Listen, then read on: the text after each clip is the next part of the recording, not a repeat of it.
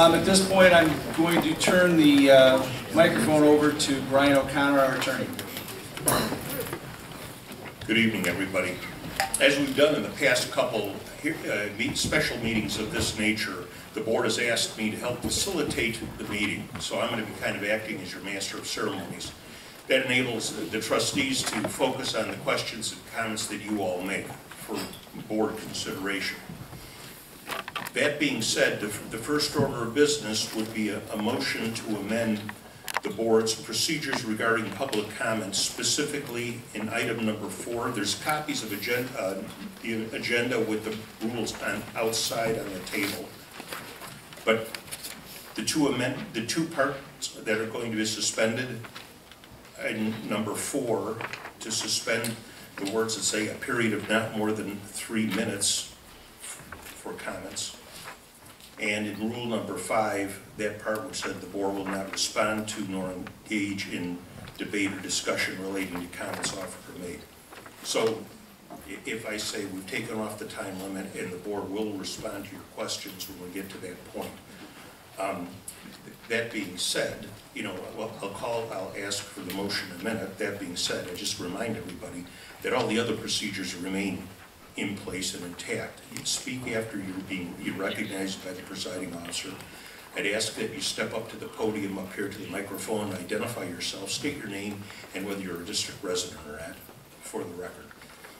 Comments that you make should be offered in a courteous and professional manner. And I'd ask you, please refrain from offering repetitive or duplicative comments. I mean, we get the point. If you're not recognized to speak, please don't make comments or gestures that might distract from or inhibit other attendees' ability to hear. And I just remind everybody, if things get out of hand and comments are not made in a respectful and courteous manner, the board retains the right to simply recess the meeting and reconvene at a date time certain, or whether that be in a short amount of time or at a time to be announced.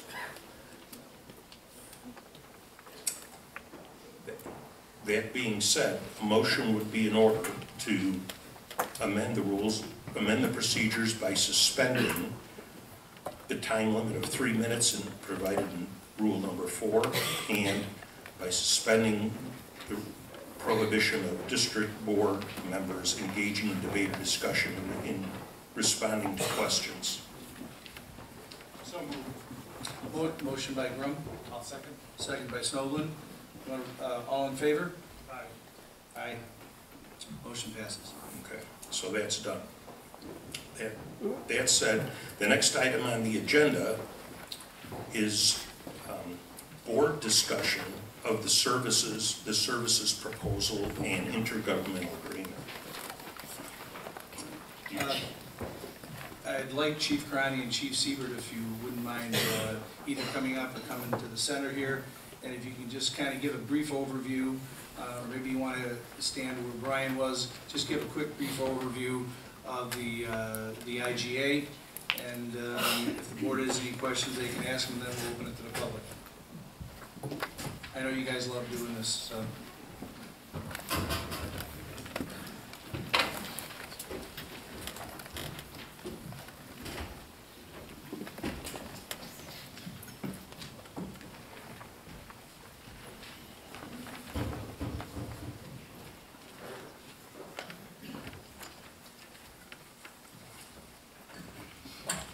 Obviously, we're not going to go line by line through the intergovernmental agreement, but just a brief kind of discussion to start here is intergovernmental agreement was created between the Village of Libertyville, the City of Lake Forest, the Libertyville Fire Protection District, and the Rockland Fire Protection District to provide fire and EMS, fire prevention, public education services to the Rockland Fire Protection District in the same manner that they'd be provided to either City of Lake Forest or the Village of Libertyville, and that would take place for a period of time, whatever that ends up in the agreement, and for cost annual service fee every year. There's other parts of the agreement that, are more the legalese and stuff, but that's basically the gist of it. Libertyville and Lake Forest would provide the fire and EMS service to the Rockland Fire Protection District under a contract. We'd split the service area basically by the railroad tracks and back each other's departments up if one or the other wasn't available, or if it was a serious call, both agencies would be responding at the same time. So that's pretty much the gist of it. Okay, Trustee Snowden, Trustee Grum, do you have any questions? You've seen the service agreement. Do you have any questions you'd like to ask either one of the chiefs? Well, I definitely have a question. The IGA as it stands right now seems to be missing a tremendous amount of very important, I don't want to even say detailed, but concepts that aren't even covered in that. And I know that on some of them, our attorney has pointed that out and has not received corrections that, but also too, back a month and a half ago, we were all requested to give our comments to Brian, because obviously we can't discuss this with each other, other than an open meeting. And we chose not to have a meeting to discuss our concerns about it. So I put a number of things in writing that I believe are very, very important, and I've seen absolutely no sign any of those have shown up anywhere in any discussion, or they're certainly not in any updates to that IGA. So I'm really concerned about the process and where we at with this. Okay, do you have any questions specifically for the chiefs? Well, I mean, I guess my Well, I mean, they're gonna wanna hear them too, so if you've got them, let's hear them. question, these aren't questions, these are things I think need to be addressed. Okay. So my first question really is, were they forwarded to them? I forwarded them to Brian. You and then Brian met with them. Were my concerns given to them? I believe we gave a copy of both Trustee Grum and Trustee Snowden's questions. We provided them a copy of the memorandum I gave based on my observations and Right. some, but I don't think all necessarily yours. So the things that I, as a trustee, think are important just got thrown on the floor. No, because some of what you said was rolled into other comments, observations I had. That is correct, but some of it was not. I did not hand them your comments. So how are we going to proceed with this? Well, why don't you ask the chiefs some of your questions now? I mean, let's get them out. That's what we're here for. We're here to have a discussion with the chiefs. That is good, but it's not sufficient. Okay, well, what more could we do than have the chiefs here to discuss your concerns? We could have put together a process where we could have actually come up with and discussed amongst ourselves in an open meeting what we felt was important and then presented that.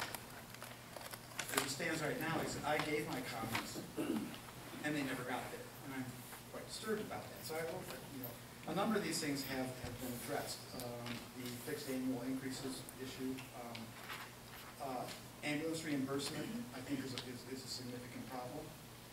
Okay, well, let's take them one at a time. Ambulance reimbursement. Based on the IGA, how are we going to handle ambulance reimbursement? Chiefs?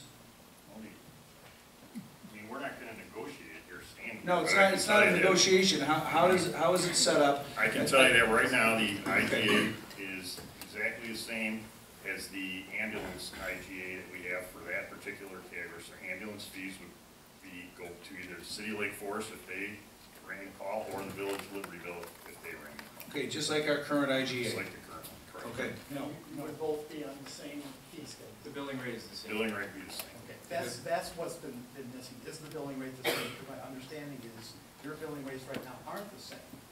No, but we're aligning that to make this work. Okay, that was my question, was that I can't see that we can have the residents of our district paying a different rate depending on which ambulance shows up or which side of the tracks they live on. Yeah, we saw that as an issue, so yeah, Okay, let's so figure those out.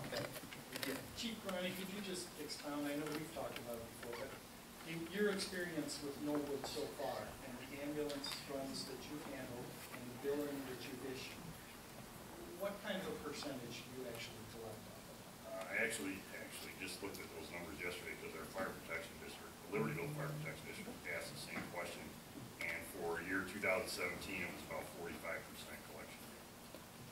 Which is not uncommon. So it's a little low, but Yeah. Another issue that I have is on, again, is this idea of splitting the district, or splitting Norwood into two districts with primary service being delivered south of the tracks by Lake Forest and north of the tracks Libertyville. I believe we have to have relatively equal service in the district. Average response times in the two districts must be nearly the same. And the mechanism must be in place to ensure that in each case, the response will come from the station which will provide the quickest response time, regardless of which side of the tracks they're on. One mechanism possibly would be to require all responses to come from Libertyville Station 3 unless it's unavailable, in which that we've looked at numbers, and the response times from Lake Forest to here are quite a bit higher than they are from Station 3. Station 3 is wonderful. But I can't see that we can have our residents accept a lower rates, lower response time or longer response time just because of what is outside the tracks. I think some of the things you have to consider with response times, and I know that you guys spoke to this issue, is that if a call came in, your dispatchers receive a call that someone's having a heart attack, and it's in Norwood. Even if it's on the Lake Forest side, who's going to respond? that, we already have talked about that. That particular type of a call would be a two-station response. So if it was on the Libertyville side, the north side, we would respond with the ambulance. Lake Forest would respond with an engine. Vice versa, if it's on the south side, Lake Forest would respond with an ambulance because they would do the transport to the hospital, and we would respond with an engine. Both engines are ALS equipped, so they carry the same equipment as an ambulance. Just the engine can't do the transport. As compared to, say, an ambulance call comes in for someone who cut their finger, would there be a need to respond to Libertyville's ambulance if it's in Lake Forest? No, not unless we're unavailable or if it did escalate. I mean, it really depends on the call and the dispatch receiving it to direct you in the most responsive way to handle the situation that comes in. So a call comes in from 911, and if it's north of the tracks, it's going to go to countryside. If it's south of the tracks, it's going to go to okay. So there's time in terms of, oh, wait a second, we need to do this. We have to dispatch another vehicle through the other dispatch. I mean, it definitely will cause a different level of service in the different parts of our neighborhood. I'm very, very concerned about that. That occurs every day through every jurisdiction in the county. Right now, every Norwood call goes to the Lake County Sheriff's Office first, and it's transferred. So right now, every call is transferred to Vernon Hills because that's your dispatch center. When this occurs, it'll still go to Lake County Sheriff's Office first. It'll be transferred to either Vernon Hills or Glenview, and then the call will be dispatched. And as we do today, our dispatch center and Lake Forest Dispatch Center simultaneously dispatches the department, so there is no delay. The response is set up in the CAD system. Both departments, regardless of which dispatch center, are pulling out at the same time. We do that every day with Lake Forest on our tollway responses, even though we're different dispatch centers. So that has been worked out amongst the departments in this county for a long time. It still remains a concern that there will be some ways, and also that the decision of how critical it is. I mean, today, we get the same level of service across the entire neighborhood. Obviously, distance plays in it. A call to Atkinson Road happens much faster than a call to Shea, because it takes time to roll. But the ambulance is going to, today, the ambulance, if it's in Station 3, is going to come there, no matter whether it is, in the same prompt amount of time, whether it's a heart attack or whether it's a cut finger. But in the future, that's not going to be the case. And some other person is going to decide how important it is to send an ambulance that will get there in 2 minutes as opposed to an ambulance that will get there in 7 minutes. Again, I'm concerned about that. May I make a comment on that, or a question, since we're on that subject? So for roughly, I think, what, Pete, 30 years we had Lake Forest Fire Department responding to our calls? In 1976 to. 1976. They all came out of Station 1 and through Station 2. And at least in my 56 years, I've never heard any complaints about Lake Forest and the response times. And now we have Libertyville, and the response times as well have been excellent. I'm asking both of you in front of all these residents here, do you feel you can together provide the needed response times for the safety and well-being of the people of the Rockland Fire Protection District? I believe we agree we can do that, otherwise we wouldn't. Okay, thank you. One thing, Dan, is that during a significant portion of that time that Lake Forest was servicing us, we were still running an ALS engine with,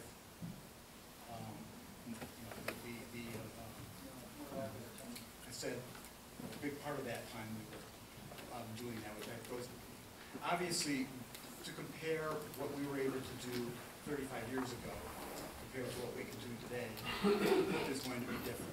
But that is another key component, is that today we have ALS engines that are fully staffed, that back up the ambulance.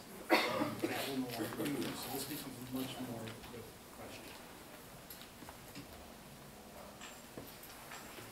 I think it's also important to understand that most communities in Lake County don't have those kinds of response times. We have fire departments in Lake County that have areas of the district where there are 10 and 15 minutes. Right, and as well, That's all very good. right, well, Because we have excellent responsibility today, and we can afford to continue to have that excellent responsibility. So I'm really puzzled, what is the big push to change all of that to what will, by definition, provide lesser service? I just disagree with your lesser service. I just do. I think that we are actually getting a service level that Lake Forest and Lake Bluff residents, hopefully that aren't here, that hear this, that they don't get. We get both Lake Forest and Libertyville coming to Norwood. I mean, that is just absolutely unheard of, to have the two of them backing each other up, that we have that level of ambulance service. And correct me if I'm wrong, but complete, right now, if you needed, you have up to 9 ambulances available. 9 ambulances available, and we have Lake Forest and Libertyville able to respond to this little area known as Knollwood. That is pretty amazing to me. So The fact is, even right now, if the Libertyville ambulance that we contract with, Station 3, is not available, most likely that we will get an ambulance in Lake Forest. It doesn't require a contract to do that. That's mutual aid. We have that. well, most likely, I think it comes out of a different station now, does it not? It depends. Comes out of a different Libertyville station. Now, we're not gonna have that. Now, if Station 3 is out, we're gonna have Lake Forest rolling. If Lake Forest is out, we're gonna have Libertyville rolling. It seems awfully good to me. I think it's a little short-sighted to look at where we are today. I know I have struggled with this. I have talked to every chief in the county I can get my hands on. I have sought out people at the fire district conventions, trying to find out where the consensus on this type of issue is. And what I have found is that long-term, I think we're being a little short-sighted. I think long-term, you have to think about what's going to happen to us in the future and what kind of situations we may be forced into, rather than to make a decision where we have a choice to decide our future. And I think long-term, anyone who believes that volunteer fire departments are the way of the future, I think is mistaken. I think that's your feelings. And I also think that, Well, it's the feelings of most of the chiefs in Lake County I've talked to. you said, you can say that, but the fact of the matter is that we've done, you can make a statement that things can continue the way they are. But we need to do a study, to do some analysis of that. You've got no data. You've done nothing. Even on service levels, you've got no numbers. You can't come here with a graph. Did we have any numbers when we did the contract with Libertyville for their IGA? Did we do a big study? I specifically remember sitting there and we looked at the price and we looked at the response time. We said, let's do this.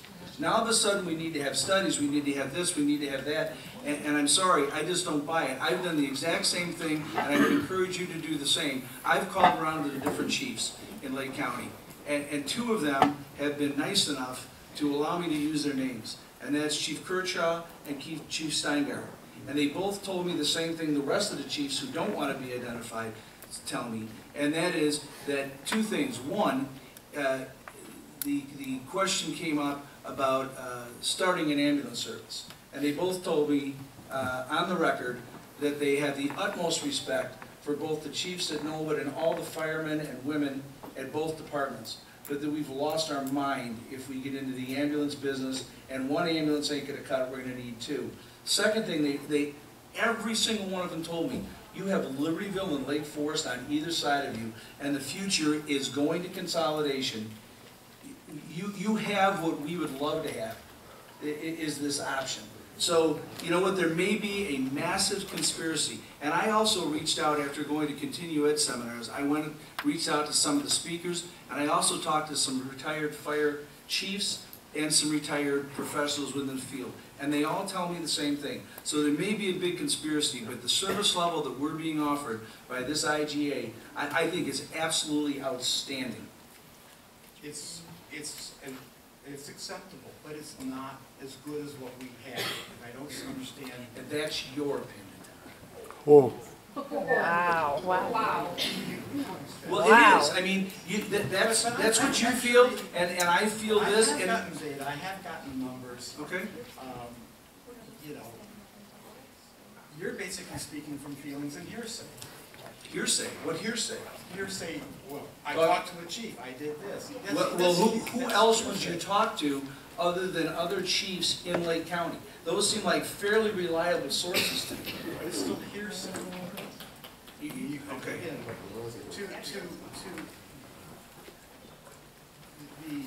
comparing the ambulance, we had a big decision in outsourcing ambulance services many, many years ago after the census. Lake Forest was a good partner. We were able to work with Libertyville and get, because of their location, a better price and better service. Doesn't take, again, there was data. It didn't have to be very, very exhaustive. This is a completely different issue, where you're taking an existing fire department and shutting it down and removing one company from the local area. You better really have seriously good analytical data that says what's going to happen when you do this and what the impact of it is, and be able to justify why you're doing it. So roughly 90% of our calls are ambulance calls that are currently being serviced by Libertyville, and we're being serviced by Lake Forest. I don't believe that. Excuse me. I don't believe it's 90%. Okay. Historically, we've gone with the more of a 60-40. The ambulance is about 40%. 60. You're saying we have more calls that are non-EMS than are EMS within district? That's the ratio that we've used. Again, that data is out there. I'm sure we can pull it. Because again, that doesn't mean it's fire. I mean, there's all kinds of calls. But I think 90% is really not the case at all. But anyway, not to be on that one too much. One of the other things I'm really concerned about is the whole issue of termination. Now, one piece has been addressed, but the other really is I would really very much like to see, because of the tremendous impact of this, that at the front end of the agreement that we have some period of time, a year, where we can terminate that contract with no penalty immediately. And going right along with that is that there can be an agreement or a restriction that there will be no liquidation of any equipment or anything for a year, so that we are able to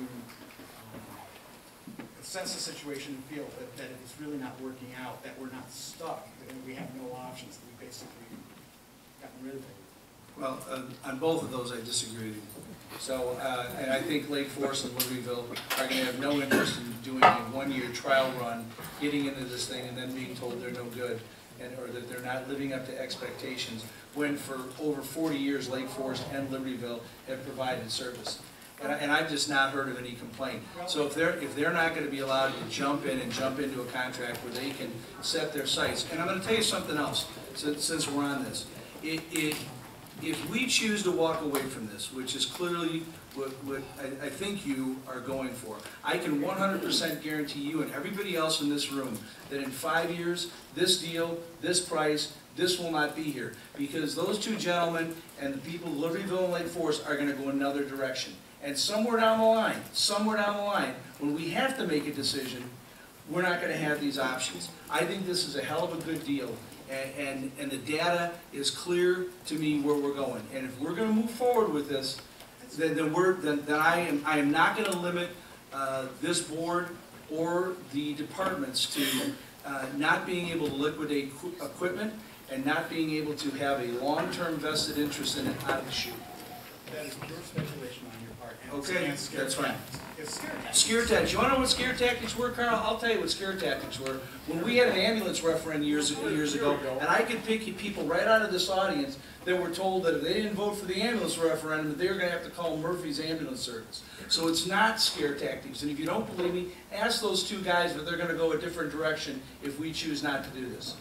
They're standing right there. Ask them. Ask them in 5 years if they think this is going to be available. Be here in 5 years. Like I said, it's just, you're just speculating. Everything, and you're speculating too. So, go ahead. Next.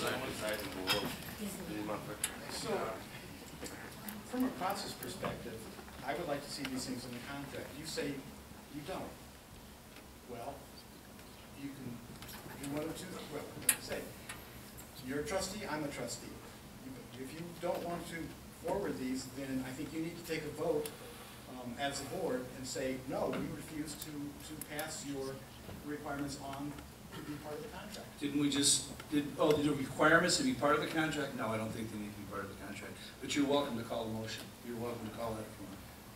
What I'm saying is if you don't, then those need to be given, they can reject them, but they need to be given to them Didn't we just go over with them? in writing. Okay, you said you have them in writing. Would you forward them?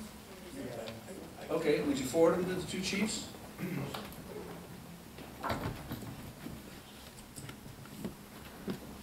Bob, you have anything for the two chiefs?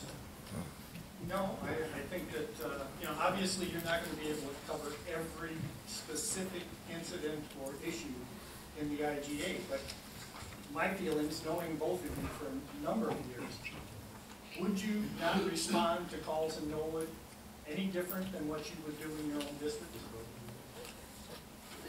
I mean, we proposed what we're gonna do with the joint responses, with traffic accidents, with fire alarms, with fires, with ALS ambulance calls. That all has been proposed, and we have a solid plan. I mean, from what I've read, I don't see that we would get any different service in Norwood than they would get in their own communities. You know, as they pointed out before, the Bears facility out on 60 is as far away from Station 1 and 2 as Norwood is. As Claridge is. I mean, I think the response times are at least as good, or if not better, than what the rest of the county runs. I ran my vehicle from 176 and Waukegan Road to the entrance to Station 1 in Lake Forest. And I used a stopwatch. If I had to stop at a stoplight, I turned it off. When I started moving again, I turned it back on. I had 2 incidents where I hit all the green lights going there. And the averages were between 4 minutes and 12 seconds and 4 minutes and 24 seconds. I think those are pretty good response times. Considering not lights and siren. Exactly, no lights and siren, and I guarantee you I was not going as fast as an ambulance would be going.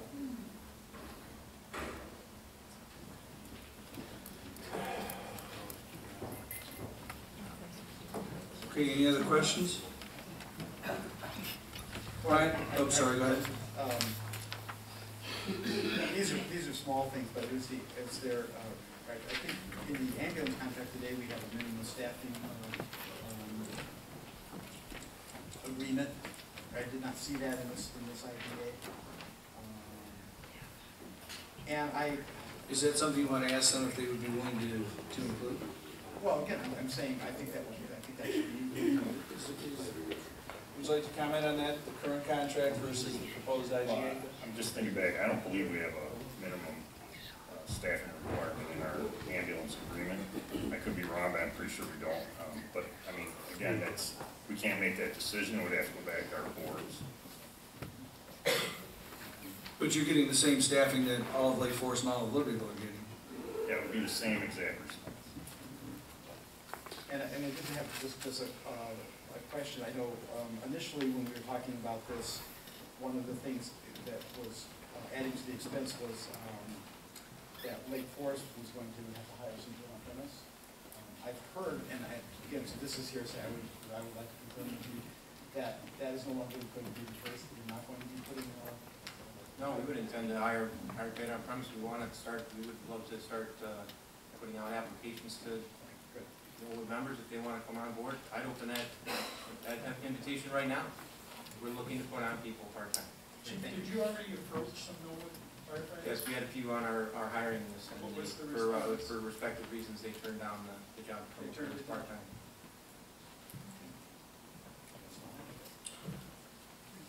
Mr. Connor, would you like to moderate and open the discussion for questions regarding the IGA to the audience, please? Can I just want to make a clarification. Please. President Rogers, you mentioned the 9 ambulances. I just want to clarify that although we have 9 ambulances between the 2 departments, at the most during a weekday, probably would be able to staff 7 of them.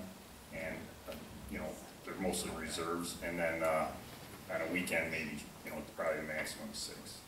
Just so you know that. Not that we don't use them all at the same time, but to get all 9 out would be kind of a good feat.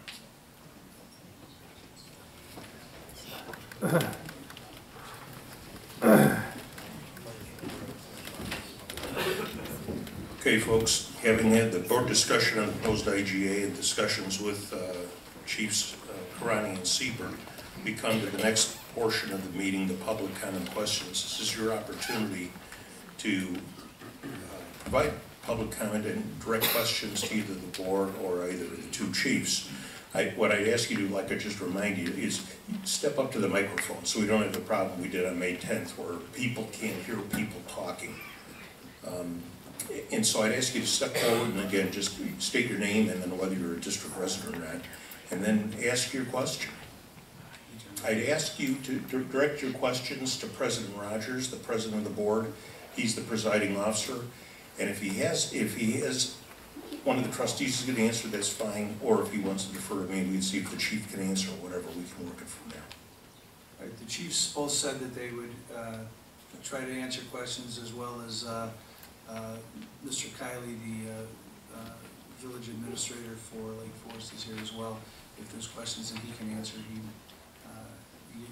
offered as well to try to answer questions. You raise your hand at least so I can tell if you want to talk. Then you can just head up for the microphone. Yeah.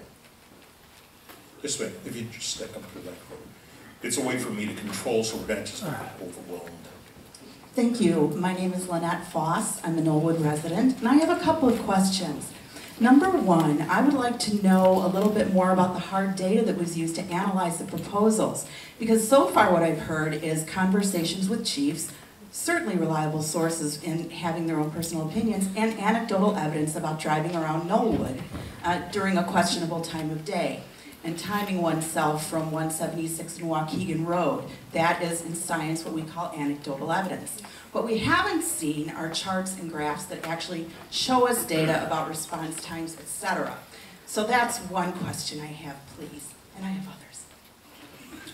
The charts and graphs on response times are available through both Libertyville and Lake Forest. I did not bring them with, I don't have them with tonight, but if you'd like some response times, chiefs, could you make notes? Maybe, you know what, maybe I have a little bit here that was forwarded to me on that. If you give me just a moment. I don't know if it's on response, I think it's more calls.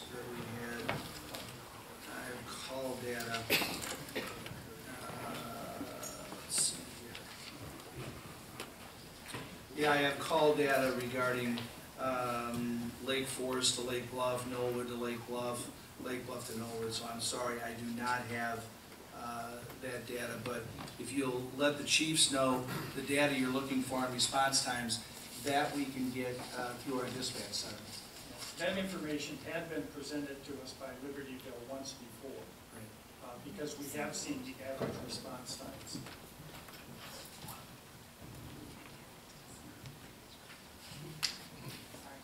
All right, thank you. That data would be welcome to anyone concerned with this, I'm sure, and should be made public. Another question I have is that as far as everything we've been reading, and I'm not speaking just for myself, but for many others in the community, the recommendation was that for the time being, that we keep things as are, that the status quo is the desirable option for right now. That also seems to make a lot of sense in terms of analyzing the types of things that Mr. Snoblin has brought forth as matters of concern. I think what we're worried about here is that there's a rush to accept this as if it's a real estate bid that's going to expire. Is there an expiration date on the offer from Libertyville and Lake Forest? Is that why we're in such a hurry? Or is it perhaps because we know that the board will be elected come spring and that the outcome of that decision might be different?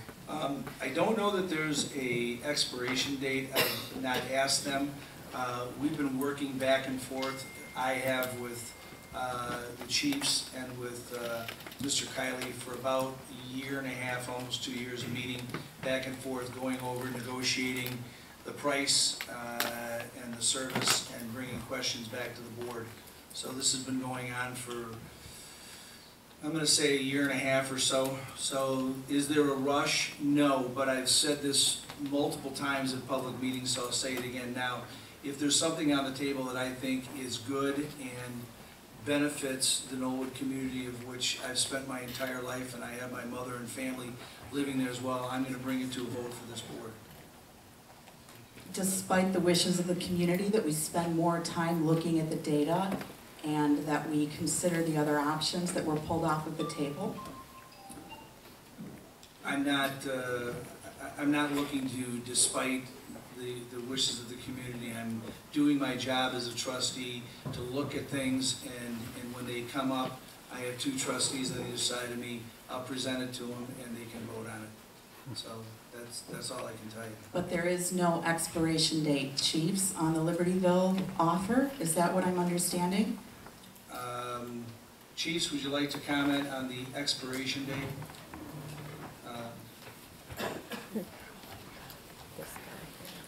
Maybe, good evening for the people in the audience who don't know me. I'm Bob Kiley, City Manager. It is probably best that I add a little context to tonight's discussion because I know a number of people sort of coming at this more recently. Let me go back to 2010, back in that time frame, the City of Lake Forest, the Village of Lake Bluff, the City of Highwood, and the City of Highland Park came together and did the study that Trustee Snoblin was talking about the whole idea of consolidation of fire service within that geographic area. The Knollwood, or the Rockland Fire Protection District was invited to participate. They chose not to. They said, we will sit on the sidelines, please just keep us apprised of the conversations and the discussions. So from really 2010 to 2012, that study was undertaken. In 2010, that was presented formally at public meetings to the respective city councils and village boards of those communities. And basically, it talked about how it made sense in terms of the efficient utilization of resources between the 4 jurisdictions, both in terms of stations, as well as equipment, and as well as manpower. The first step, however, that had to occur was there had to be centralized dispatching, because at that time there was 3 communities, or 3 dispatch centers for the 4 communities. And that was undertaken just in the past 18 months to 2 years. Also in that period of time, some of you may know that Highland Park, the City of Highland Park has taken over the Highwood Fire Station. And also during that period of time, the city has had conversations with the Village of Lake Bluff, much like we've been having conversations with the Rockland Fire Protection District about this same subject the same topic. And while I would say that there is no hard, fast expiration date, we have told the Village of Lake Bluff that we can't continue to have conversations with them. And I will say publicly, we've offered them the exact same proposal that we offered to you, but it did not have a price in there because we said we're only negotiating one price at a time. And in all fairness to Rockland, we said, you approached us first and we're gonna have that conversation first. So, but once this is either voted up or voted down, that next conversation is with the Village of Lake Bluff, because they've been put on notice that the current arrangement that we have with them is not sustainable, and there have to be changes. So, to answer the question directly, while there's not a 30-day expiration on this thing, it will not continue for a period of 6 months, a year, or 2 years, because we have other conversations that have to take place. I hope that answers the question.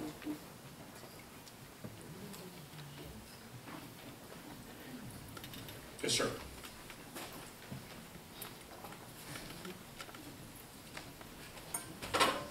So I'm Matt Nielsen, I'm a resident of Lake Bluff. I'm actually going to piggyback on a couple of these questions that were just asked and some issues and concerns that were raised from that. So for a board, a fiduciary board, right, they have certain responsibilities, and this probably is a good question for the attorney. One of those responsibilities is a duty of loyalty. So for the Rockland Fire Protection District, who is their duty of loyalty to? Who are their constituents? The district. So the district Residents makes of the up the district. residents of Norwood, right? So Dan, your comment that you're going to do what you think is best in spite of what the community is telling you breaches your duty of loyalty responsibility as a board member. Just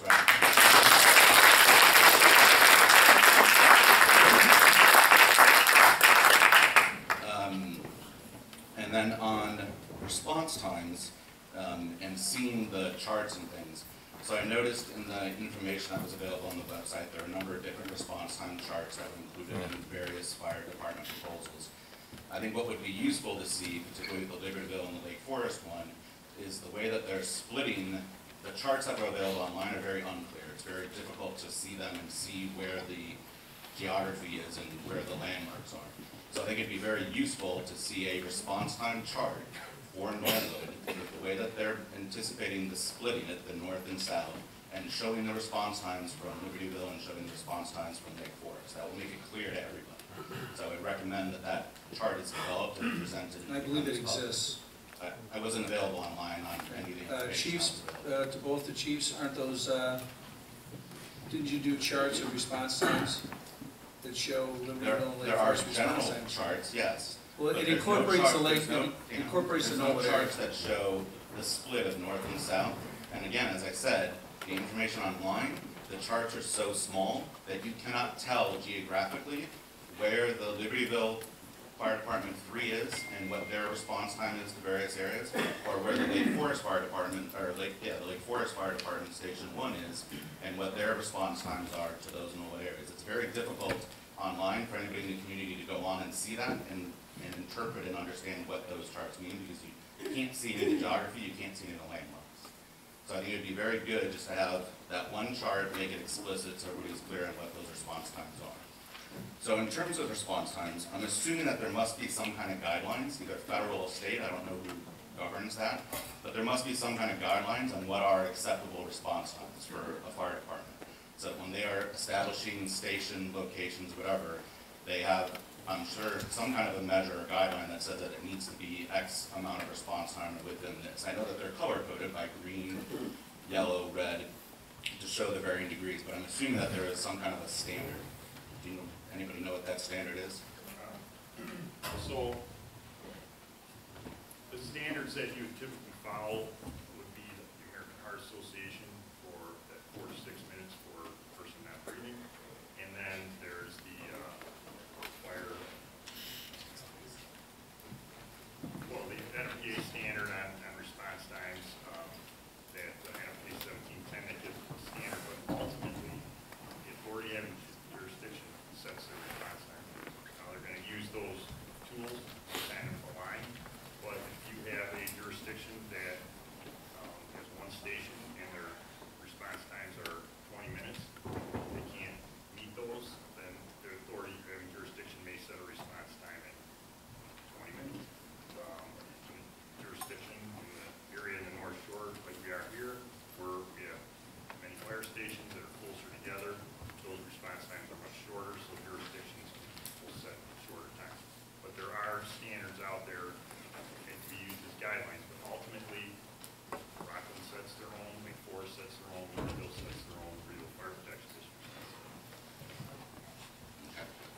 So do you guys feel that the response times for both Lake Forest and Libertyville are within a reasonable time frame covering full of Norwood?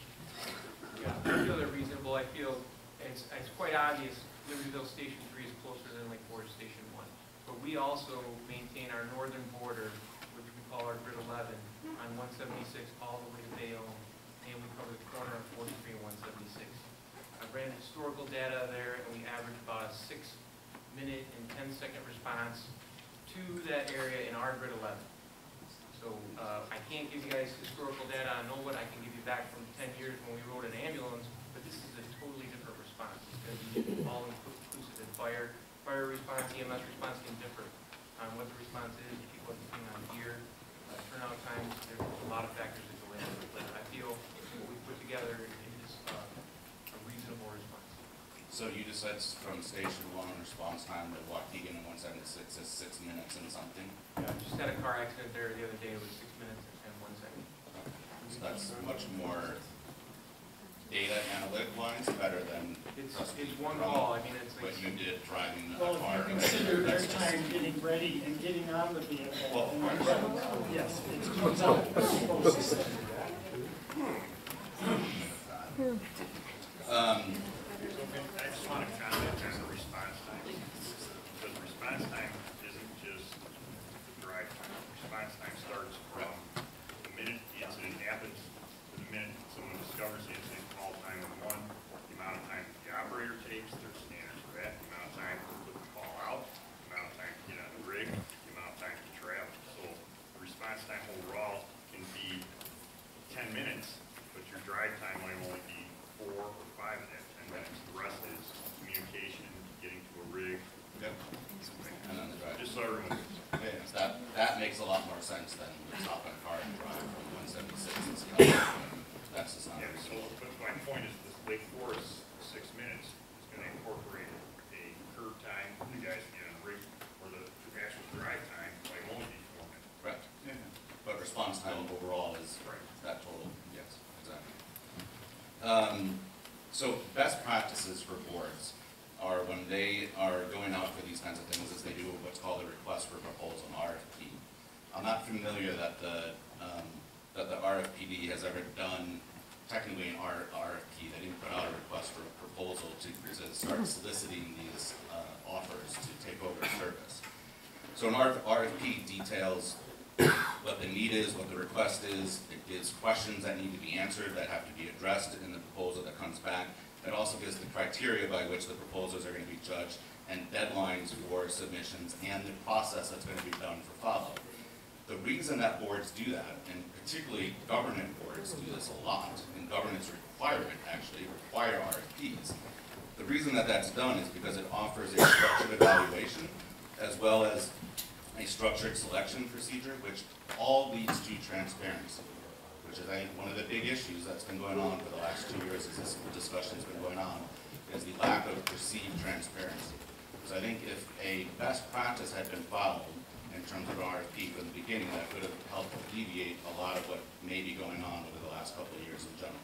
So just in terms of best practice moving forward. Okay, can I That ask, leads me to my question.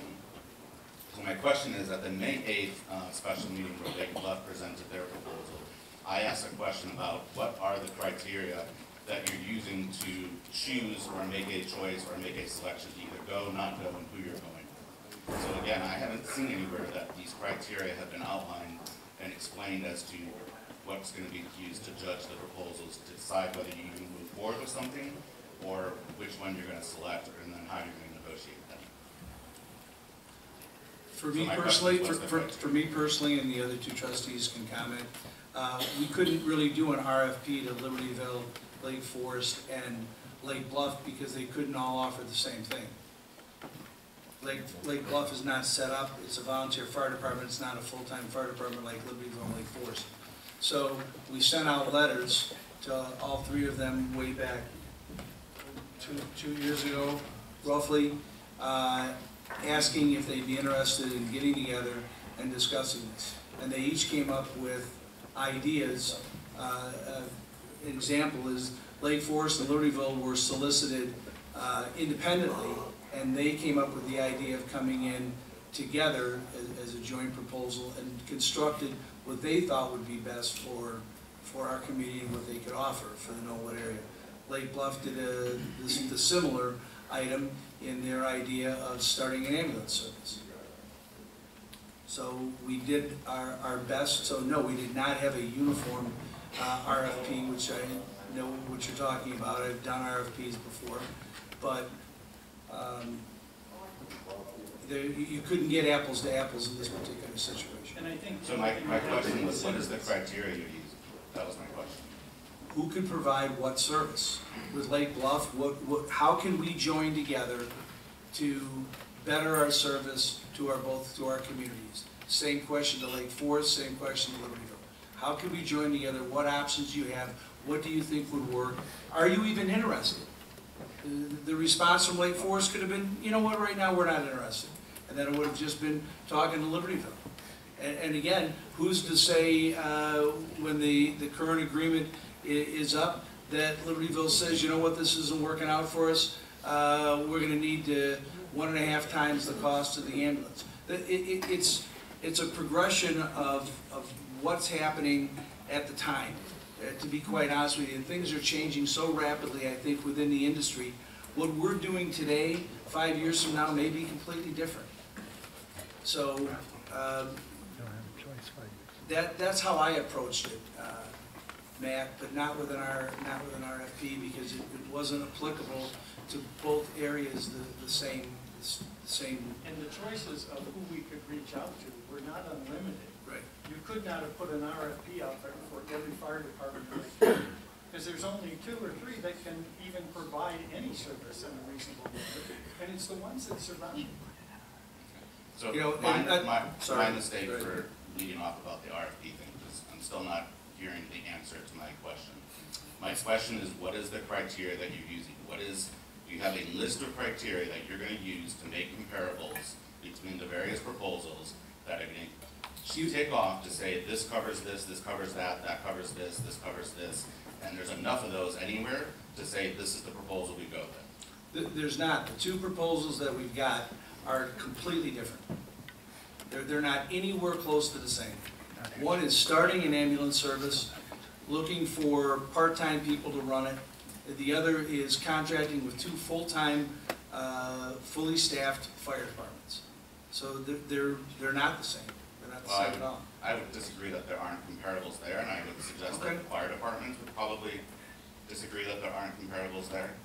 So to not have an established set of criteria is certainly We a could big have concern. written up criteria that said we require you to have at least 2 ambulances and 2 stations to provide service for our community. And that would have eliminated Lake Bluff right off the bat. And I don't think people would have appreciated that.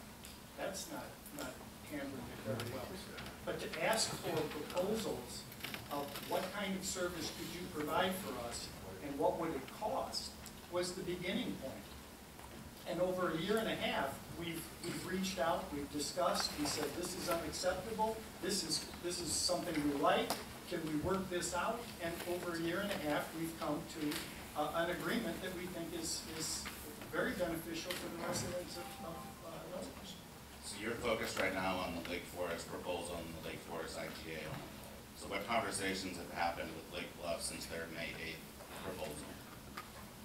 Not much of any, at least not with me. Trustee Snowden has spoken to him, but And again, Trustee Grum has. Trustee They Grubb were has. both responsible For me, communicating, right? would you like, I can give you what I can give you from me personally. You can ask the other 2 trustees.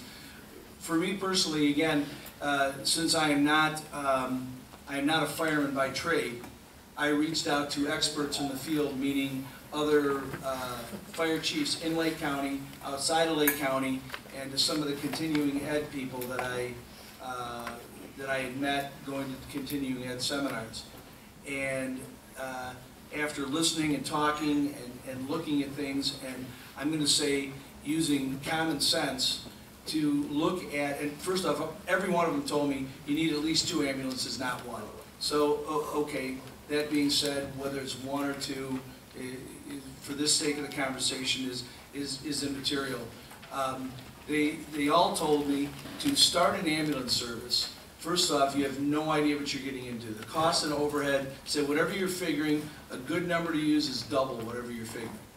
So, okay, that's a big number. And past the cost of it is the manning of it.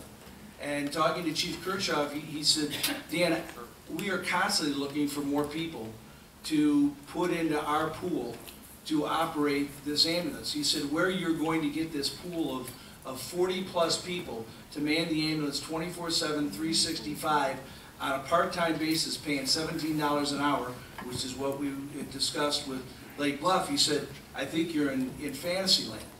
He said, you've got Lake Forest and Libertyville on either side of you. And the thing that I've talked about with both Lake Forest, Libertyville, and Lake Bluff, all three of them, is that my hope that if this moves forward, and Mr. Kiley has indicated that the next person brought into this is Lake Bluff. And that 5 years from now, if this all works out, we reflect back, we've got Lake Bluff, Lake Forest, Knollwood, and Libertyville all working together, providing excellent EMS and fire service to all of us. That would be the perfect world for me. And I wish that Lake Bluff was in this particular project, but as Mr. Kiley said, we want to deal with you first, and then if something can get done with us, the next day he wants to sit down with Lake Bluff and bring them into the fold. That sounds like good cooperation to me. Well, of course, that gives him more negotiating power if he isolates Lake Bluff. I mean, that's common sense. I certainly hope that I am wrong. I hope that I am wrong, that Lake Forest and Libertyville do not feel as though their tactic is to isolate the neighboring community. I could be wrong. I may be that naive, but I'm hoping this is an inclusion versus a boy, we got you now.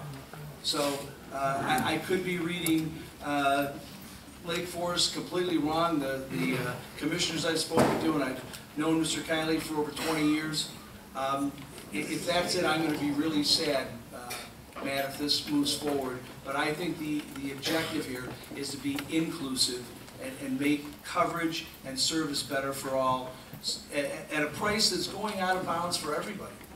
You know, in the 5 years I've been on the board, I haven't seen the levy reduced once.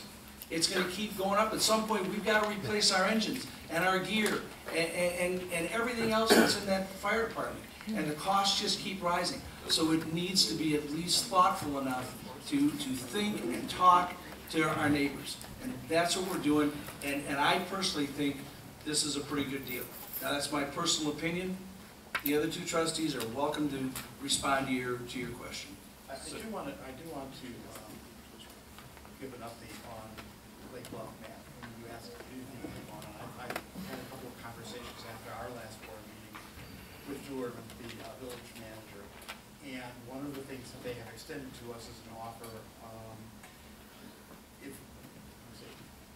independent of the proposal. But if we maintain status quo for the time being, that they will help us financially to the tune of about $38,000 a year to help cover the service that we're providing to them. So that does sort of change our financial picture. So Dan, you rattled off a couple of things that you had concerns about with the Lake Forest proposal. So my question is, did you provide that feedback to them and give them the opportunity to respond and or revise their proposal? This is now in some form. This is the third presentation that Lake Forest and Libertyville have made, either combined or independently, to this board. And so there's obviously clearly been ongoing conversations and changes to proposals. So my question is, was that feedback provided to Lake Bluff? Were they given the opportunity to have a discussion and revise their proposal to come back for further opportunities? They just sent Carl a revised proposal of options. I met with Lake Bluff right after that open meeting because I had concerns regarding the financial end of what they were proposing. I met with Drew Irvin and I met with Chief Brad, and we went through the prices.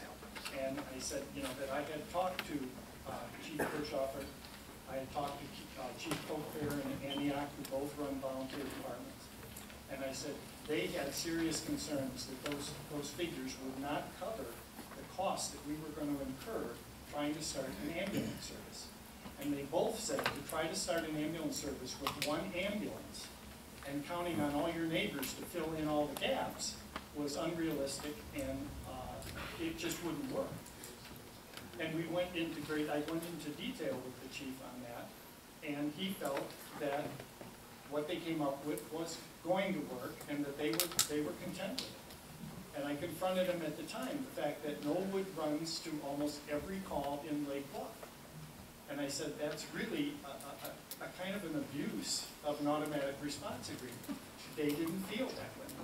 And I said, would you be willing to help defray the costs of us staffing our station all day long when they don't staff theirs? And they said, no, that this is an ARA agreement and we don't feel that that was necessary. Now, at the 11th hour, we're getting this information that they want to contribute some money. That's wonderful, but I really would have been much happier had they come and joined in with the group and worked out a deal between all of us, because I think that's the ideal situation, is to have all of us working together. So I think there's Lake Bluff officials here. I don't know if anybody wants to respond to this, but does Lake Bluff feel that they were given a honest and open opportunity to provide a good proposal? Let's focus. The subject of the meeting tonight is the Libertyville Lake Forest proposal and the district's consideration of that. Let's focus on that. The Lake Bluff proposal, as they said, I got a copy of it today. I haven't even read it yet. So let's focus on Libertyville Lake Forest and move on. So you guys are killing the Lake Bluff. So I'm understanding that the board has killed the Lake Bluff proposal. That's not what I said. I didn't ask you. I was asking them. Has the board killed the Lake Bluff proposal? They're not considering anything with Lake Bluff. They're focused I can't speak for the entire board. I can only speak for myself.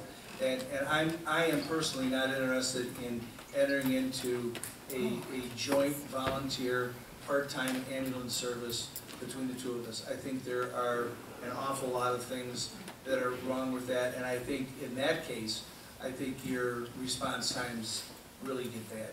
Because if the ambulance is in Knollwood and you need it over in your side of the town and there's a train, there go your response times and vice versa. I don't think it's a good model. I think the model that we're looking at is, I think it's better. Chief, Trustee Grum, Trustee Snowden. If the proposal continues to insist upon starting an ambulance service, I would feel that the downside of that is just too strong. Right, but the point is you haven't given them the opportunity to revise a proposal, take out ambulance. I mean, there's ways to make that work, right? You take out the ambulance proposal, you contract with it with other cities. There's changes that could be made to potentially make a proposal that works for the communities. After the point is there was never an opportunity to do that. That was not going to change. And when I asked the chief, well, what should we decide to go with Lake Forest Libertyville? What would you do? And he assured me that they had a backup plan and that they would be fine. Matt, I just wanted to add my 2 cents. I'm absolutely open to continuing the discussion with Lake Bluff and keeping that offer on the table. I'm absolutely also perfectly okay with keeping this offer on the table. My point is, we're nowhere near where we can make a decision because we just haven't done nearly enough due diligence. We haven't actually done anything analytical, anything objective. Everything is very subjective. And I don't believe there's a real rush. So, again, I do want to, with the folks from Lake Forest and Libertyville, please understand, I think it's a very legitimate offer. I just think we're not ready yet to make any kind of decision on this. We have a long ways to go if we really want to not be negligent and actually do our due diligence.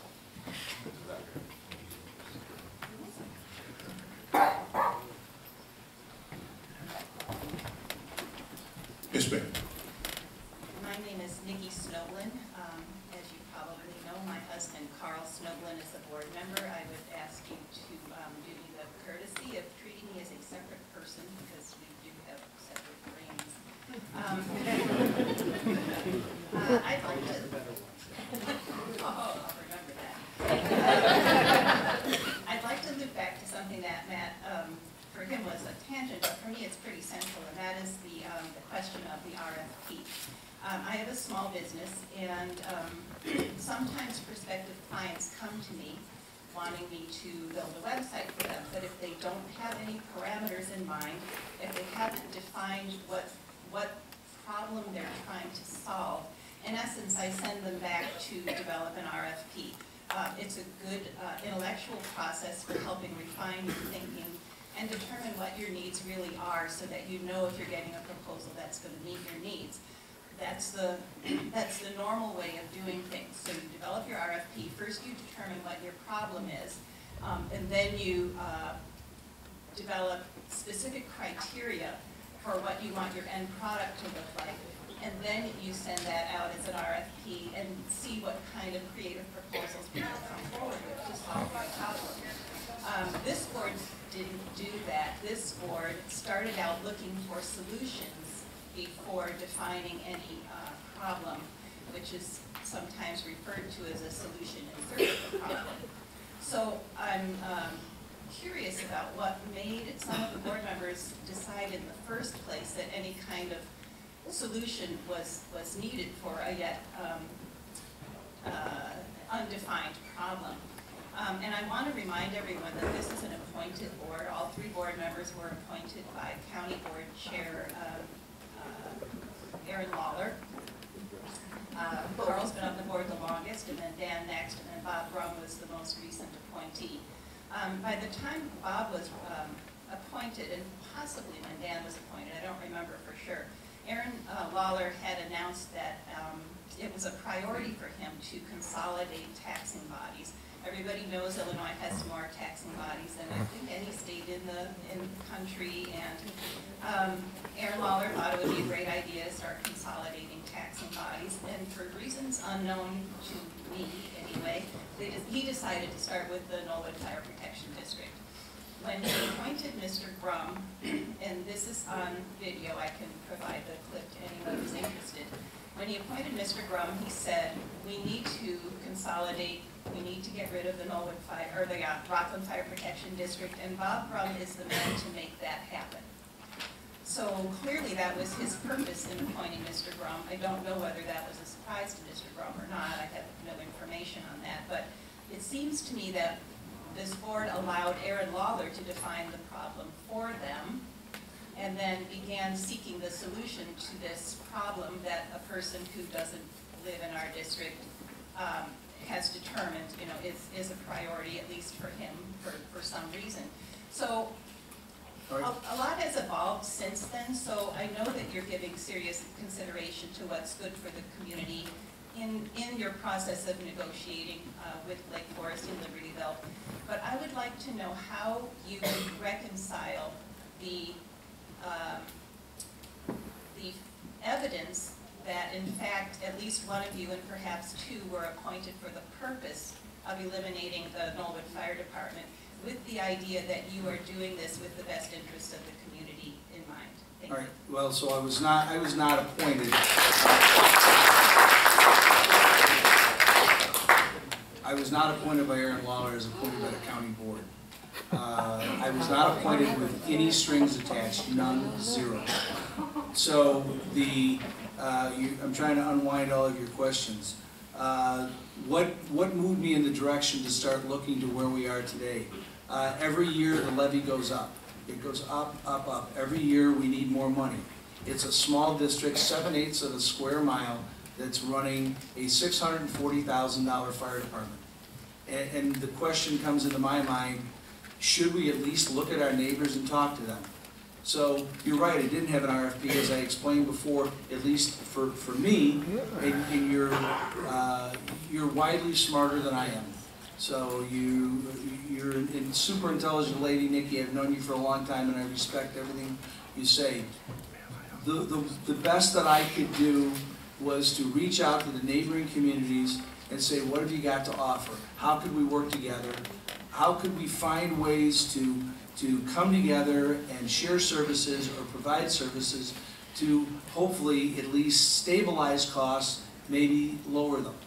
I'm trying to think, there was one other thing you said, and you threw a lot of stuff at me, and I'm forgetting the last one.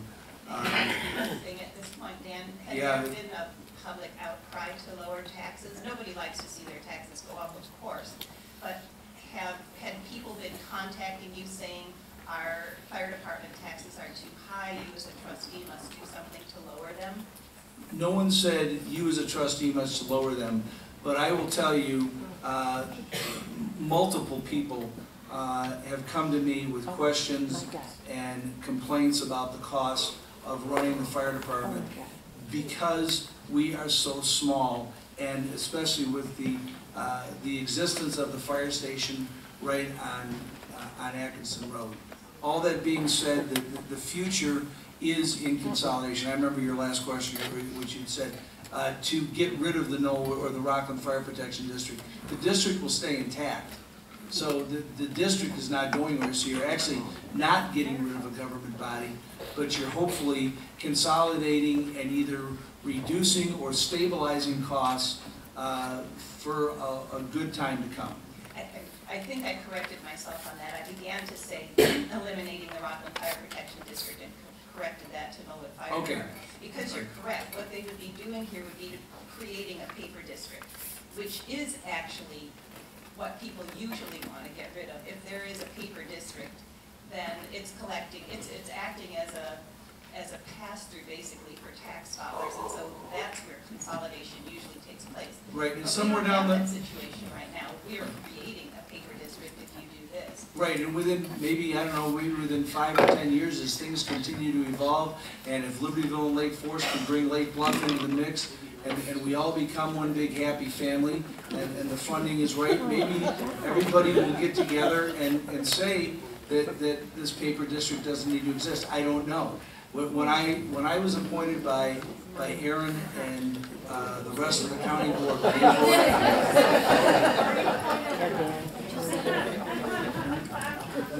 by the county board, I told them that I would stay for 2 full terms. So regardless of how this referendum was going to go, I believe in term limits. I don't believe in staying around for a great length of time. So quite honestly, the appointed board versus the elected board, the appointed board seemed to work fine for what, 40 some odd years. I don't know, you can address your, what you were. You know, the first time I heard that Aaron Lawler made that statement was at our last meeting.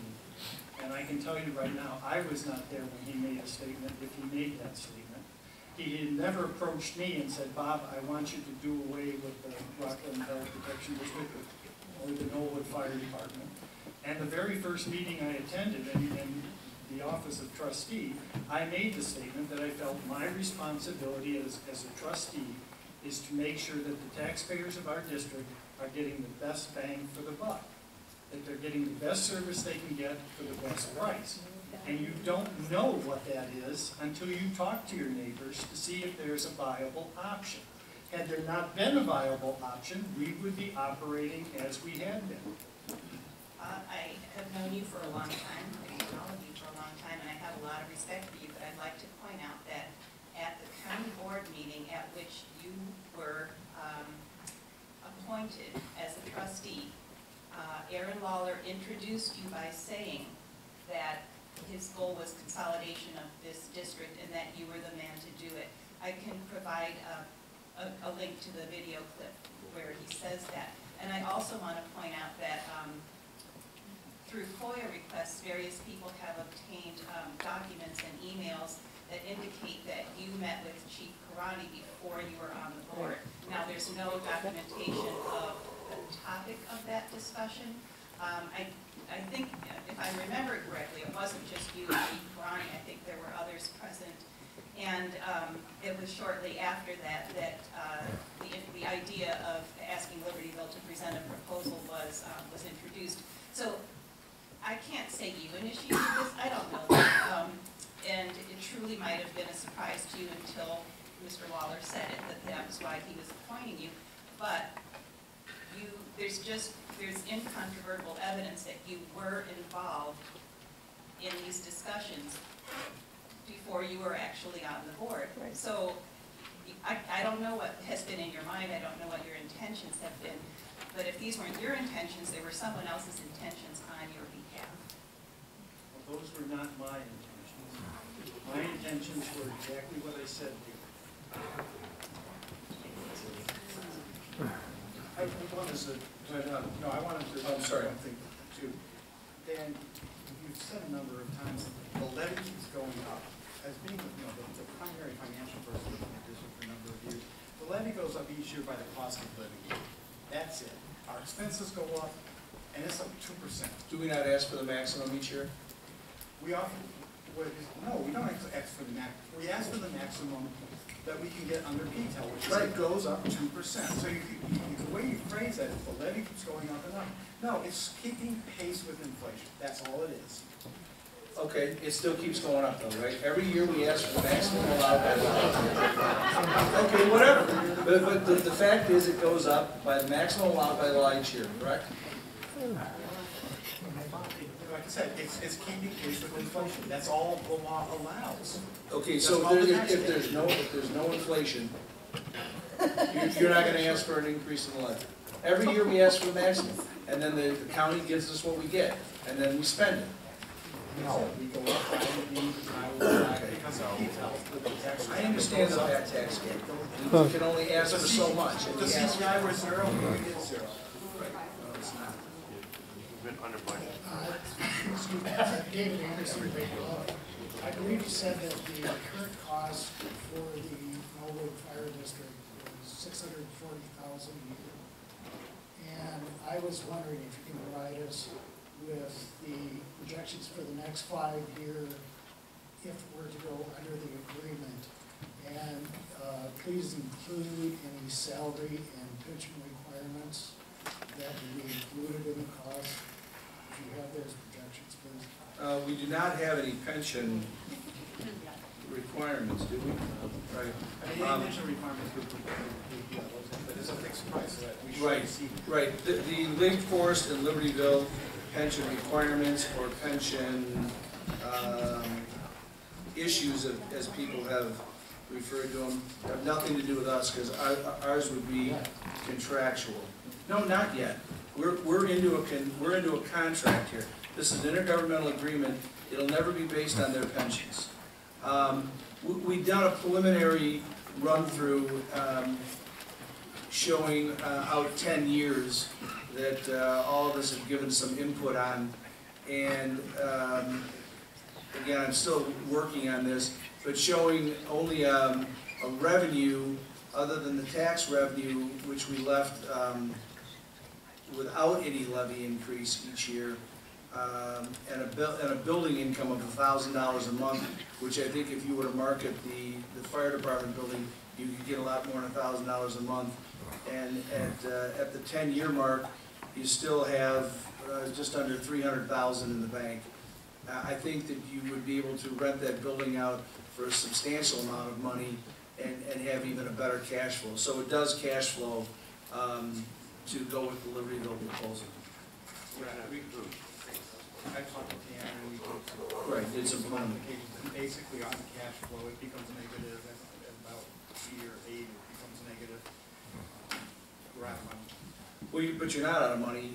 The income is based on $1,000 a month for the rental of the building. So if the rental of the building is higher than that, you're not out of money. And you stabilize it for over 8 years. And you're anticipating that this projection shows the sale of assets at roughly $300,000, which again, all you can do is do projections. But I worked on this with Tammy and with the financial, the head of finance with Lake Forest, looking back and forth. And at the end of 10 years, this projection shows still almost $300,000 in the bank. Which is what we have today. Right, so with no increase in taxes versus every year 2%, 2%, 2%. Okay, well, that's not what it reads. And okay, well, it's right here. It does read that. No. Right there, $284,791 after 10 years. You see, it is negative 8,000 in year 6, negative 23,000 in year 7, negative 40,000 in year 8, negative 50,000 In year 9, negative 75,000. In year 6, that's each year. Now, what you've done is you had positive in the first few years, so you end up at $284,000 left in the bank. But your last 5 years, you've been spending more than you're taking in. Again, based on $1,000 a month rental income off of the building, which is way low. Who are you renting it to? I don't know, you're projecting out numbers, so you've got to assume that a building that size is gonna rent out for more than $1,000 a month. We just threw $1,000 a month in there to run the projections. Absolutely, absolutely. John Harlow, I'm a resident of NOLA and also the fire chief. I was told to bring my questions to the board in this forum, so I am. Dan, your last comment that you made as far as we spend it every year. What did I return the budget this last year? I don't know. $85,000.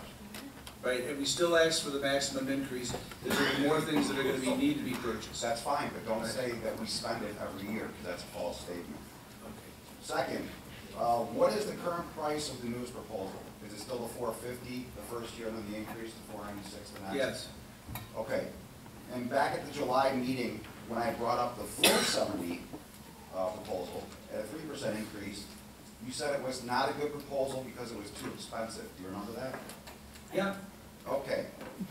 On this newest proposal, years 2, 3, and 4 are more expensive than the $470 at 3%. So how is this a good proposal? As it generates out, it works out to a good number, John. It does not generate a good number because It does. we're bankrupt. No, you're not. You're not. It's right here. You're not bankrupt because you're not assuming the income from the building and the assets. Okay, I thought one of the reasons we were in this predicament was that IDOT was going to take the building. If IDOT takes the building, they have to buy it. Correct? So, Okay, so then you're going to get revenue from that as well, which could be invested. okay. Next question. When I was brought on as chief, my first task that I had was looking at our ambulance contract that we have with the city of Lake Forest. Dan and Carl, you both on the board. Why did we get rid of Lake Forest at that point? Because it was too expensive and we thought we could get a better deal from Libertyville, as I recall. Is that correct? Okay. And in looking into those costs, as far as the return rate, as far as billing and everything else, we ended up getting a check in the mail for over $20,000 for ambulance billing oversight for 1 year. From what?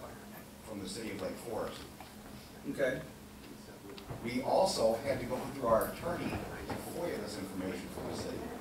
This is somebody who we were supposed to have a partnership with. And in order to get that information, we took our attorney to FOIA the transports and billing and rate of return from the city in order to get that information. To this day, 10% of that information FOIA has still not been returned. So my question is this: why would we get back into a contract situation with somebody who has not been upfront and honest with us in the past? Answer that question. Yeah, please. The lawyer's got to get it. It is absolutely wrong, John. Let me respond to it. We had a contract from 2004 to 2014. And in that contract, which I would say, for the record, was identical to the contract we have with the Village of Lake Bluff, it said that the cost is going to be calculated based on the overall budget and the number of calls. And it also put in the contract that at the end of the fiscal year, there would be a true-up. What a true-up is we don't charge based on what the budget was, we charge based on actual because we typically come in under budget. Number two is we do an estimate of the number of calls, but the payment is based on actual number of calls. So the $20,000 rebated was based on the fact that your number of calls was less than had been originally anticipated. There had been years that you had to pay us. There were years that we had to pay you. But to stand here and say that we were hiding money from you is wrong. We have the exact same contract with Lake Bluff, and we do it every year with Lake Bluff because it is fair and it is equitable. And I think it needs to be noted. Probably for a good 20 years, Lake Forest did not charge Norwood at all. That's also because we also house an ambulance that they used to borrow from us. which certainly doesn't account for their expenses that they could have been charging us for providing us. I agree on that. I mean, for well over 20 years, they were as good to us as could be. And to try to make the statement that because you got $20,000 back, they were trying to hide something, I think is a little out of line. Additionally, I'll tell you that regarding the city of Lake Forest, and I was not involved with any of the issue of the missing money, as we'll refer to it. But I can tell you, every single time I've called Bob Kiley or Chief Siebert, I've gotten a return phone call, and any question I've had, come out in the office, Dan, let's get it ironed out. So I consider them very good partners. Okay, my next point I want to bring up is this. Chief Karani brought the American Heart Association for response team to 4 to 6 minutes. As recent as this past week, we had a person who went into cardiac arrest at the healthcare center. My guys were on scene within 2 minutes of the call going out, and we started CPR, started ALS interventions. 8 minutes later, because the ambulance was not available out of Station 3, 8 minutes later, Station 1 ambulance pulled up for the transport. So during that 8 minutes, if the Norwood Fire Department was not around, that patient would not have been receiving advanced life support care.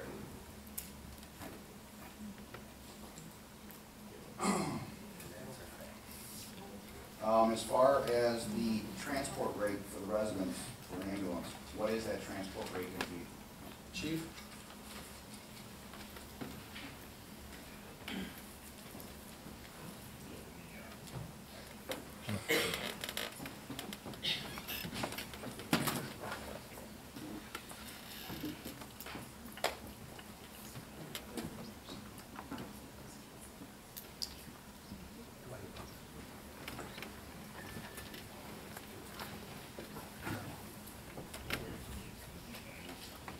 Well, and I think you have to understand too, that there's different rates for different levels of service, whether it's a BLS transport, No, absolutely. an ALS 1, an ALS 2, makes a difference. Absolutely. I'm just wondering what rate we're looking at for transport of the resident. This last question I have too is, I'm assuming that everything that was said as far as the current response will be in place, which there's nothing in the IGA that says or dictates response from the copies that I've seen. I'm assuming we'll continue to get 3 people on Lake Forest ambulance coming north of the tracks and receive 2 paramedics on Lake Forest for people south of the tracks. Is that correct? Again, the 2 chiefs are sitting right there, and both those questions you could have made phone calls during the week and asked either one of them, John. I mean, you're a chief along with it. If you have those questions, excuse me. I think both those chiefs would respond back to you as a chief in a heartbeat for either one of those questions. I'm just going on, you asking me. Well, I know, but I said if you're gonna need data, give it to them ahead of time. I believe I specifically said that. This isn't data, Dan. Well, it sure is. You're asking for a dollar amount of what it's gonna charge. If you'd said, hey, at the meeting, Chief Karani, would you have that number there? And what was the other question that they had? It should be in the contract.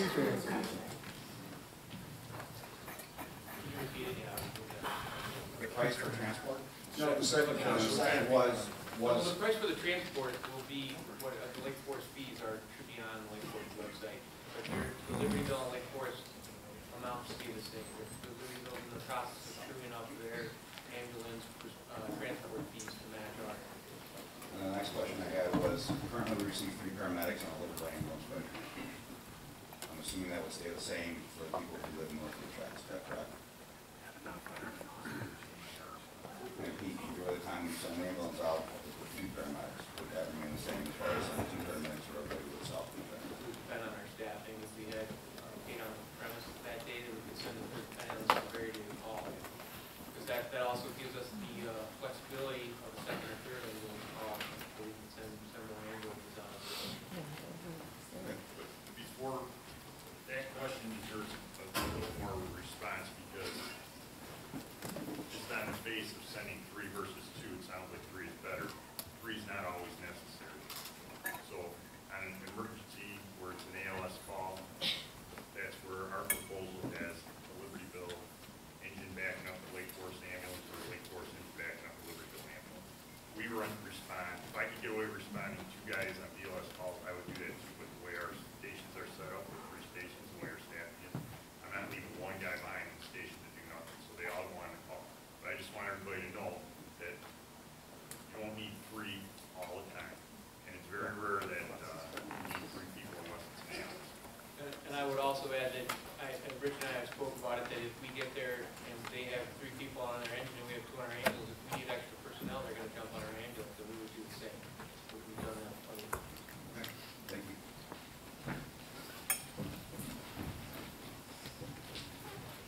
Yes, sir. David Fontana, Knollwood resident.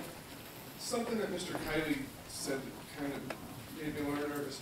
If you guys don't accept this, and they talk to Lake Bluff, and Lake Bluff accepts a contract, Lake Forest would have to go to them first, under mutual aid. Then Lake Forest keeps a jump crew at Everett and Waukegan, where there's 3 guys, but you can only send out 2 in an ambulance. You can't send a truck in an ambulance, you have to have 2 on either piece of equipment. If we had a call in Knollwood and Lake Bluff had one, you would, and today I saw the Libertyville ambulance going to downtown Libertyville from the Waukegan station. You guys would have to take the Lake Bluff call first if you're contracted with them, correct? And then we'd have to wait for mutual aid from either Deerfield or... It would depend on how a call came in. If we got a call from mutual aid call, to Knollwood first, we're going to Knollwood. And then if the Lake Bluff call comes after, we're going to send our next ambulance. I mean, this is all about money, pensions, and you guys need to pay your pension, everything else. So it's all about money. But in Deerfield right now, the Deerfield dispatchers are suing the state because the state is forcing them to consolidate. They have no choice.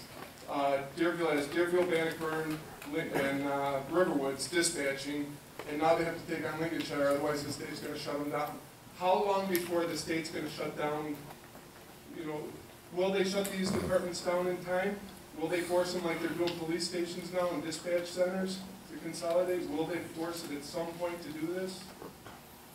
Issues and questions about 911 and call centers are very different than fire districts. And I understand what you're talking about because we get involved with some of them too. But their concerns are very different than dysfunctional consolidation. When the consolidation. state is going to force consolidation on the people who might not want it? Well, I mean, the state Because they're doing it now to dispatch centers. I mean, they want to make one in all of Lake County. The state can write laws to do anything, but I think it would take an exceptional amount.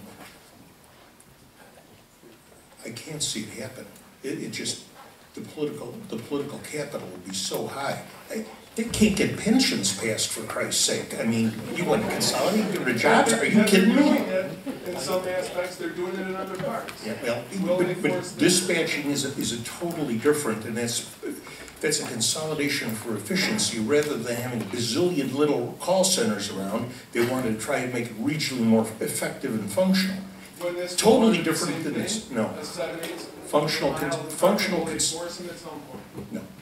consolidation is very different, and I'll tell you, it's being investigated. Lake County, McHenry County, yeah, Lake County, McHenry County, Kane County, DuPage County, and even further out west. And I go out to Ogle and Boone, you know. So there's a lot of different. Everybody's trying to deal with the same problem that the board is and the people are. You got to do more with less. At some point that becomes hard. I have districts, investigating all sorts of options: shared services, shared staff, shared training officers, shared code enforcement officers, shared chief officers. I mean, they're investigating all sorts of options to help lower cost while continuing to provide the service that they're obligated to provide by law. So, but I mean, PSAPs and call centers are quantumly different than this. I wasn't sure if the people on calls and the volunteers fell under the same thing where they want to consolidate. No, I mean, districts are all over the place. We have some that are all full-time, we have some that are combination, we have some that are part-time, we have some that are, I go to some that are truly volunteer, all volunteer. So they're all over the place. And the fire protection district doesn't require you to have, full-time. It doesn't require you to have part-time. You can have true volunteers if they can provide the service. Well, there's some places that, as a practical matter, there is no option.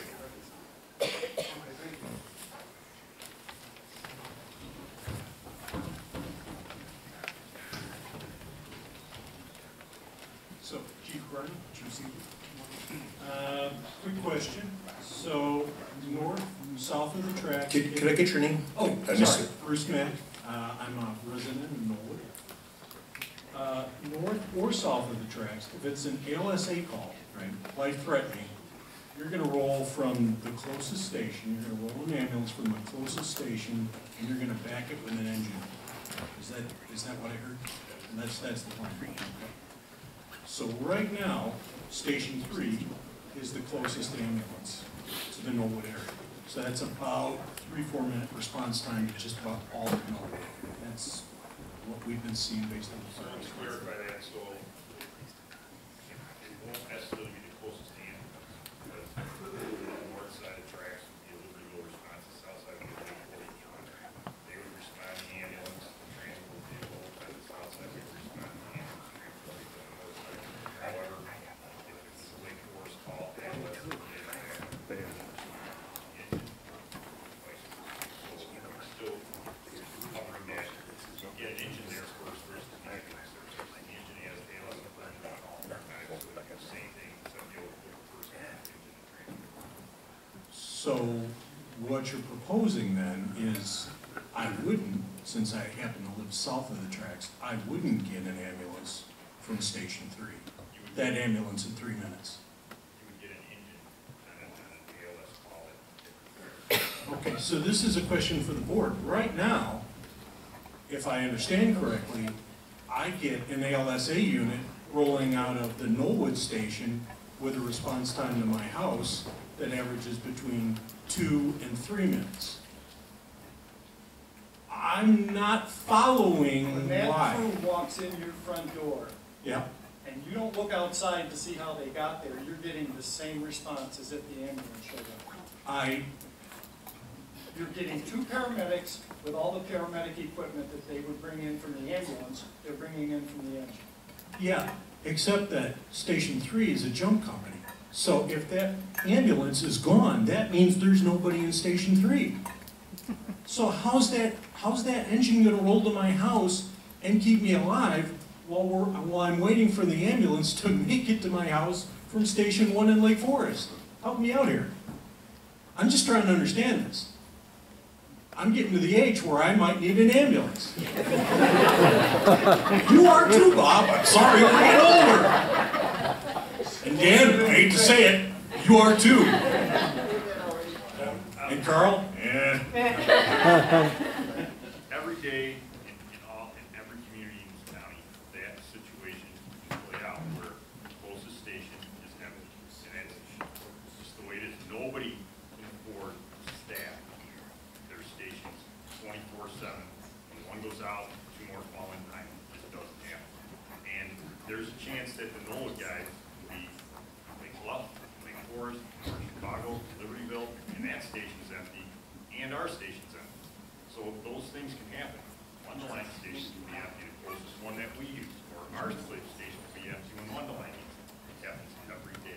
We plan as best we can. If all the resources are always in place, it's great. When they're not, we plan for that, those contingencies, we have backup. And when we came to you by ourselves, the first proposal, we didn't have those contingencies. That's where the partnership with Lake Forest offers those contingencies. Fix exactly what you're talking about. And I understand that, Chief. I mean, and again, I think you understand, I understand a little bit about how the wheel works. But let's understand, the one thing that's really short that we never have enough of is trained responders. And we're about to take a company of trained responders off the table. It's just something that I think we need to be I'm going to ask the board, we need to be very transparent. If you're going to do this, you're going to take a company of trained responders off the chessboard, and they're not going to be available. And that means that the response times are going to increase.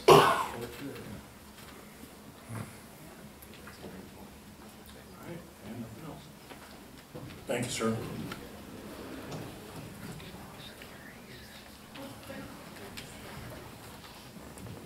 Teresa Carangelo, Lake Forest resident.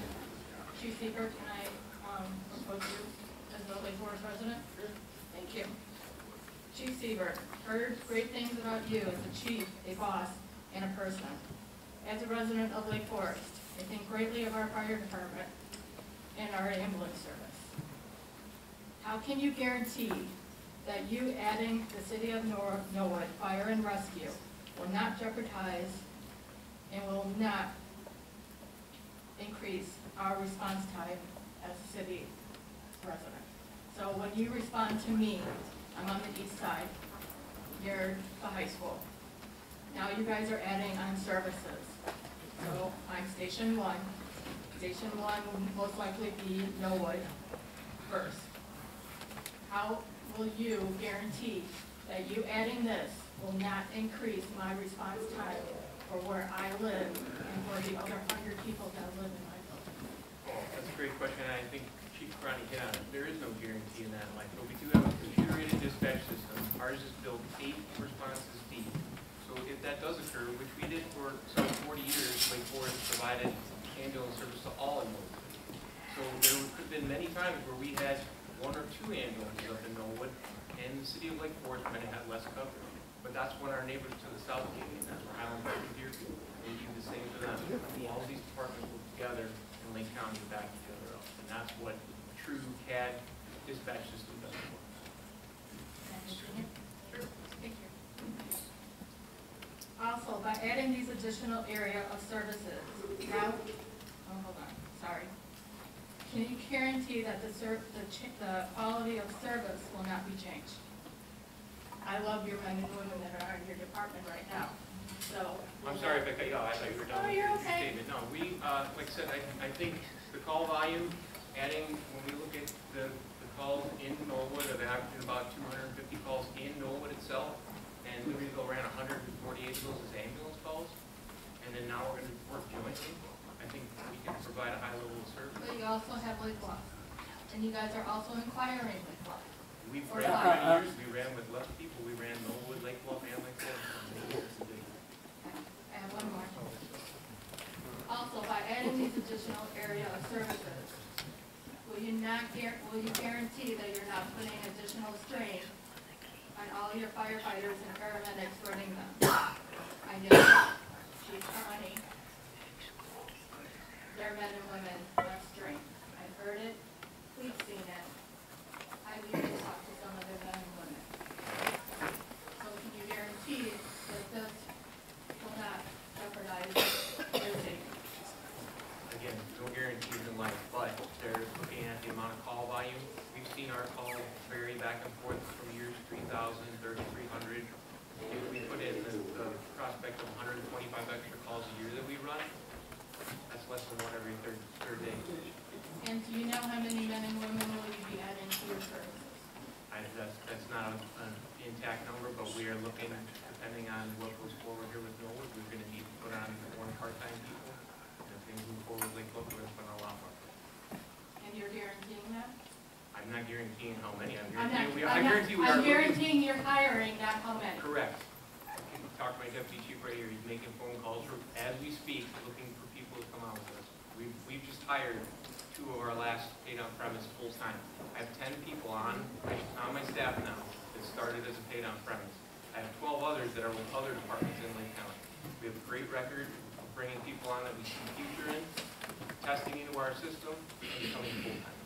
And coming from you, besides receiving money, receiving no tax money for our pension, and Kylie can deny this all he wants, but 2 years ago, he did state at a city council meeting that our pension for firefighters is below and it is unfunded, even though.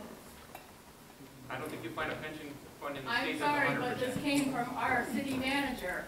Ma'am, just remind you, this is a question, the meeting's issue of the Rockland Fire Protection District. Right, so this is a city resident that is taking in. And that's an issue, that's a proper issue, but that's a proper issue probably better addressed with the city of Lake Forest and the city of Lake Forest. It in the May meeting, sorry, Brian. At a city of Lake Forest meeting. No, it was our, it was this meeting, Brian. I'm happy to answer the question. It was this meeting that he did mention that the pension was fully funded.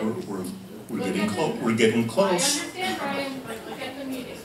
I don't want to argue with you tonight, but I think we did go back and look at the tape and see what Mr. Patterson did say. We are not underfunded. Our fire pension is 68 to 70% funded, which is way better than many pension funds in the state. Our city council is taking proactive steps to fund even higher on our pension levy so that we don't get in the trick bag of being down the road of being our skyrocketing pension fees through the roof. And the IGA that we're talking about has nothing to do with Lake Forest pension, zero. And that's what we're here really to talk about is the IGA. To the board, we understand that Mr. Trustee Rogers is not looking into the Lake Bluff proposal. It's not true. We've been over and over that I've looked at the Lake Bluff proposal over and over. I just said it tonight. You said you are not going forward, you're No, not. I do not think that starting an ambulance service where we have Lake Forest and Libertyville on either side of us, it is a forward-moving Right, project. that's what I just said, that you do not see yourself talking to either Chief Graff or Drew Urban. Is that what I just said and what you just said? No, go ahead. Okay, so anywho, now that Lake Bluff put in a new compensation proposal to keep services as is, and they will pay almost $40,000 additional funds towards the fire district. Are you guys, I mean, doesn't that look good? Isn't that like a great proposal to put your hands on? It was brought up at last Monday's meeting with Chief Harlow with that letter. Are you guys not really looking into that? Certainly, if Lake Bluff wants to start paying their fair share for calls that we make to their community, we're more than open to take that revenue. I had that discussion well over a year ago with Drew sitting in the village boardroom, the two of us. And we talked, let me speak please, and we spoke about all kinds of different options of paid on premise. At the same time I was talking to Libertyville and Lake Forest, that I've talked to everybody, and it never went anywhere. And it never went anywhere. Last night or the night before, I think it was last night, in my email, I see a letter from Drew saying that they're willing to kick in roughly $38,000 and change. Okay, that's great. That doesn't change anything else, but that is good that they want to pay for the calls that we're responding to Lake Bluff. In fact, I can give you that number. That number I actually have here. If you'll hold on just 1 second. It's the end. And this comes from the call center. Last year, Knoll responded to Lake Bluff in 2017 452 times. Lake Bluff responded to Knollwood 116 times. In mutual aid to Lake Forest 52, in mutual aid to Knollwood 45. And do you have the for Station 3 in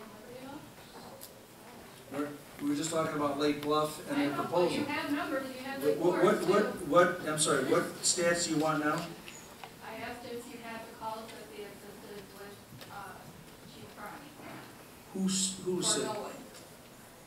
That Knollwood assisted with Libertyville? That they were first, Knollwood was first responded prior to Station 3 getting there.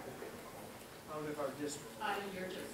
Well, it says other calls were 19, so that would include Libertyville as well as any others. Another commission on it too. Okay, so going back to this Lake Bluff new proposal, are you looking into it? Does it have, is it, if they take 50 calls one year, so 100 calls another year? Does it matter the number of calls that you guys are taking? I mean, As long as we're in the condition that we're in right now, and the status stays the way it currently is as we sit here, with our station as a POP and Lake Bluffs as a POP and a volunteer, I welcome any revenue that Lake Bluff wants to give us for running calls to the industrial park and to their community.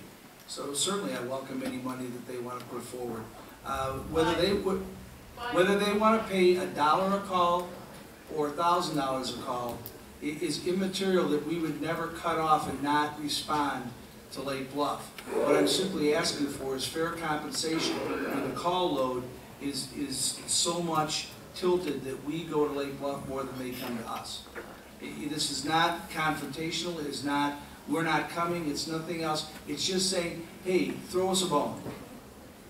but they will only agree if you do not accept this other proposal. Well, if we accept this other proposal, we're not there to return their calls.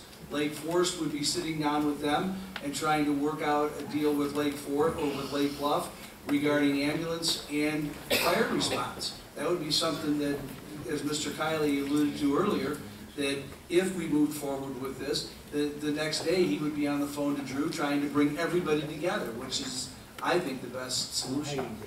I think one thing you have to take into consideration too is that when we respond to Lake Bluff, we're responding to paramedics and ALS equipment. When Lake Bluff responds to us, we don't get them. Correct. They don't have paramedics and the ALS here. But I also understand in regards to how quickly the response time is. You guys can deny it all you want.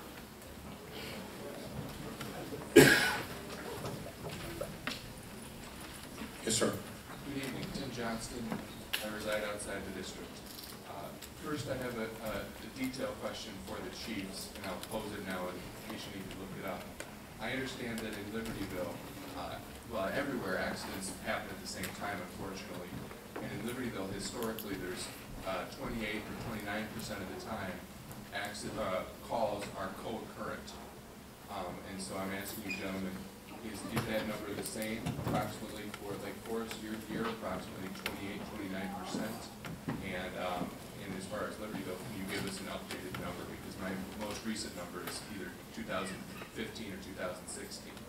This is of course relevant because fire service is going to come from Libertyville 3. And if Libertyville 3 is otherwise engaged, then we're going to be looking at other much more distant fire stations. And so my next question, while we wait for the chiefs to look up those answers, is to draw the board's attention to section 12B of the proposal. And I'll allow you to draw to reach that section. 12B of the proposal contains what's called a poison pill. Specifically, if there is a breach of the contract on the Rockland Fire Protection District's end, there is a penalty provision, and it's called a penalty, of 2 years. So, by reading of the contract, this is at section 12B.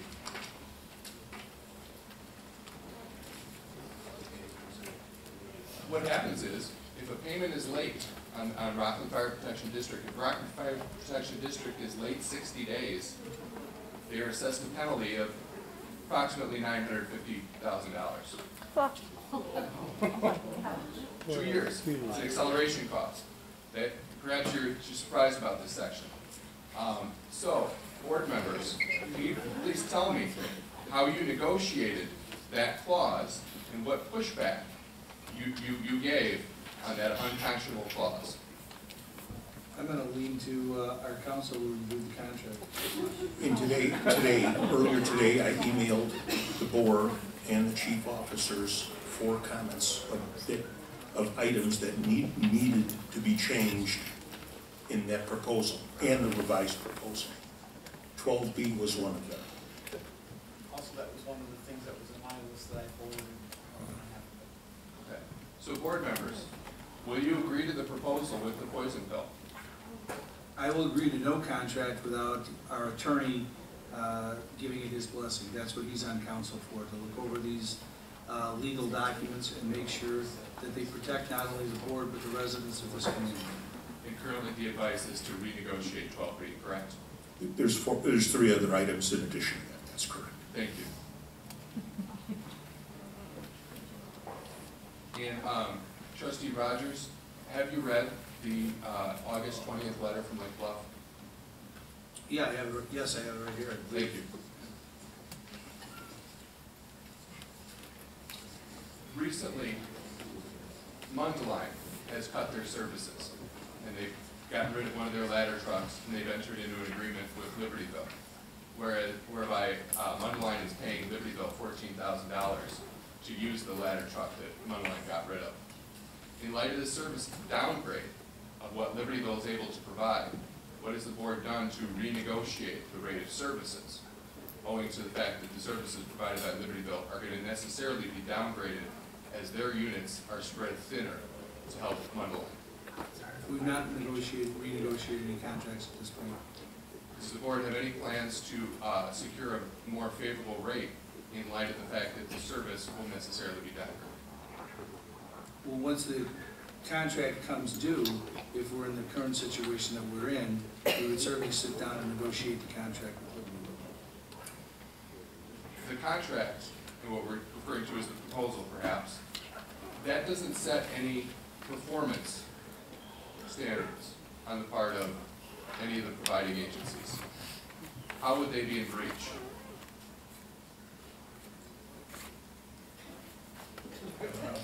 How do you spell that? How do you spell out performance? Because every day, every instance is a different situation. During storms, it's a different situation. Multiple ambulance calls create a different situation. So how would you even begin to go about and spell out specific guidelines for every possible situation that can come up at the fire department? You're not going to do it. What guidelines have you set up to determine, or to help a future board determine whether or not the providers are fulfilling their promises? The fire departments, Lake Forest and Libertyville, have already said they would provide service to us as they would to their communities. What more can you do? I'm not the expert. No, you're not. And I think the chiefs, and that's what they're here for, is to give us that information, as well as all the other chiefs in the county that I talk to. I get input and I get information. These are the people who do it on a daily basis.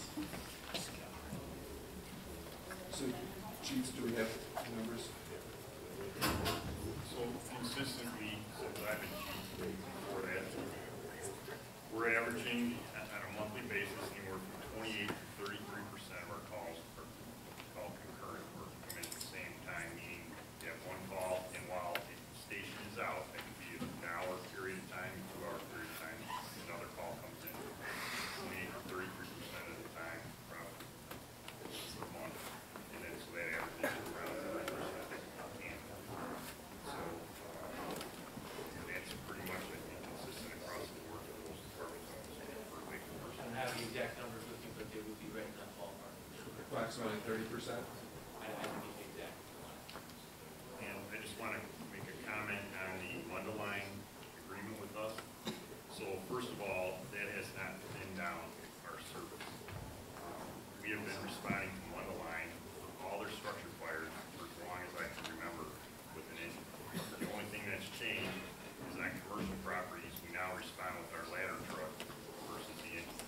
So a station in Libertyville is going to Mundelein just like it has for the last 20, 30 years. So there's no degradation or change in the level of service with Mundelein coming and changing the ladder tower versus the engine. Yes, Mundelein did get rid of their ladder tower, compensating us for the use of our ladder tower X amount of years. Since that agreement has gone into place, there has been one call where the ladder tower was due for a structure fire. But like I said, we had that agreement with them forever. One station goes, now they switch vehicle. Yeah, great. Thank you. And we have a contract with the Libertyville Fire Protection District for over 70 years. There's no performance standards. It's just as Justice Brown stated, there's too many variables for performance standards in an agreement like this.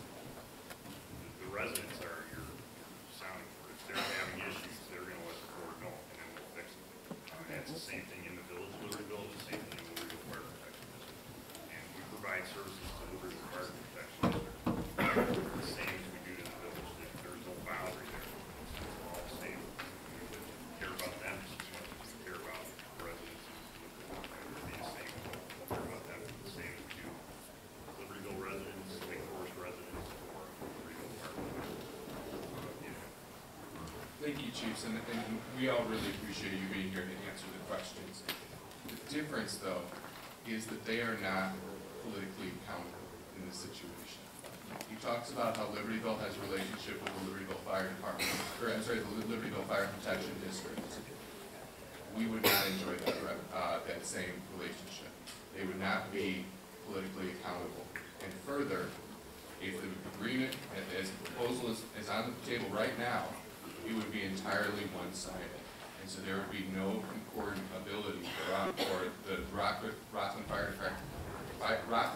Protection District to be able to meaningfully review the contract and, if necessary, go to court over it. And that's the problem.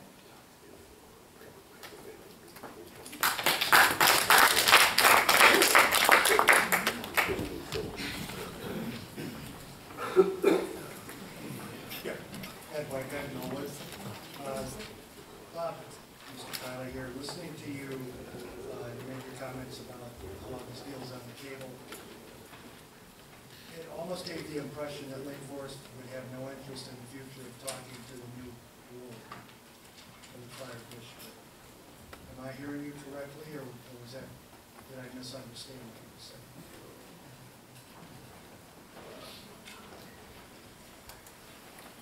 I think the question that was asked is, would this deal be on the table? And I'm pretty certain that if the board turns this down today, as I think I've reported earlier and it's been indicated up there, we would move our attention to Lake Bluff. Now, depending on what negotiations we have with Lake Bluff and what deal we have with Lake Bluff may then impact ultimately what we come back with in the deal.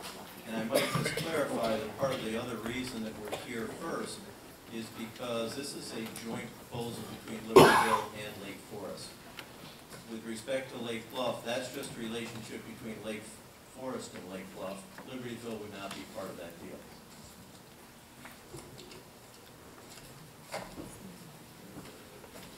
Actually, that didn't answer my question.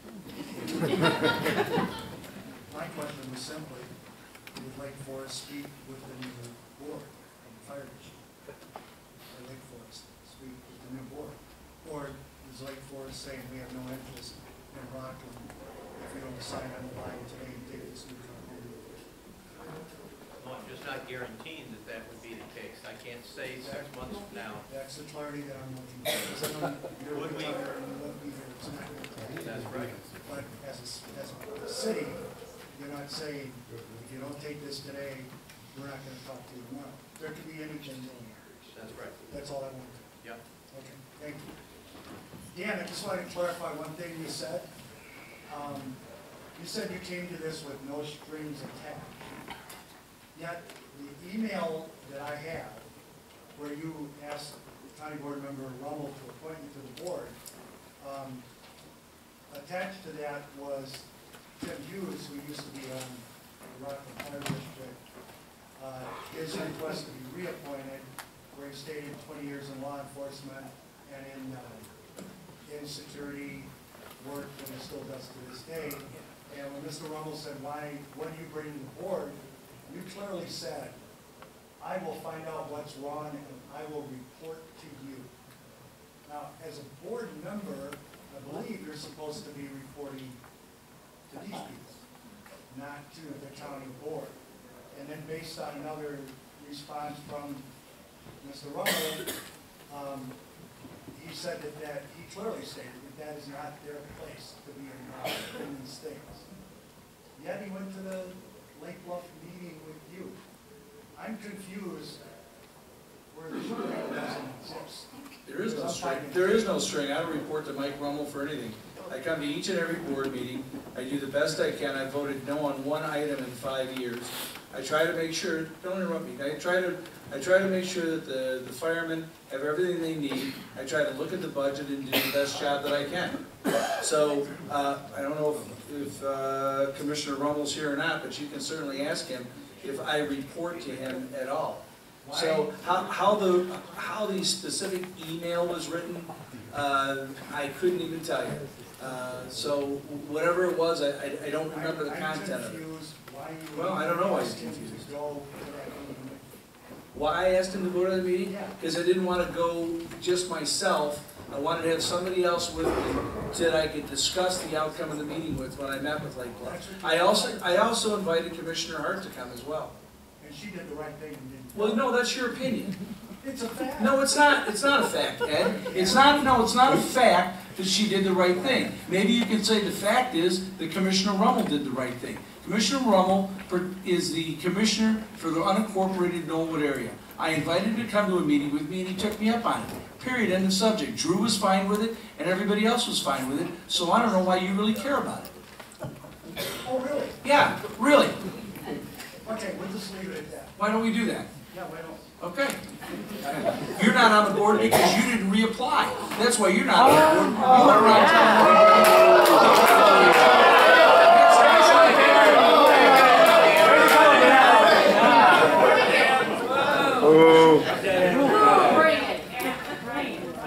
I have Okay.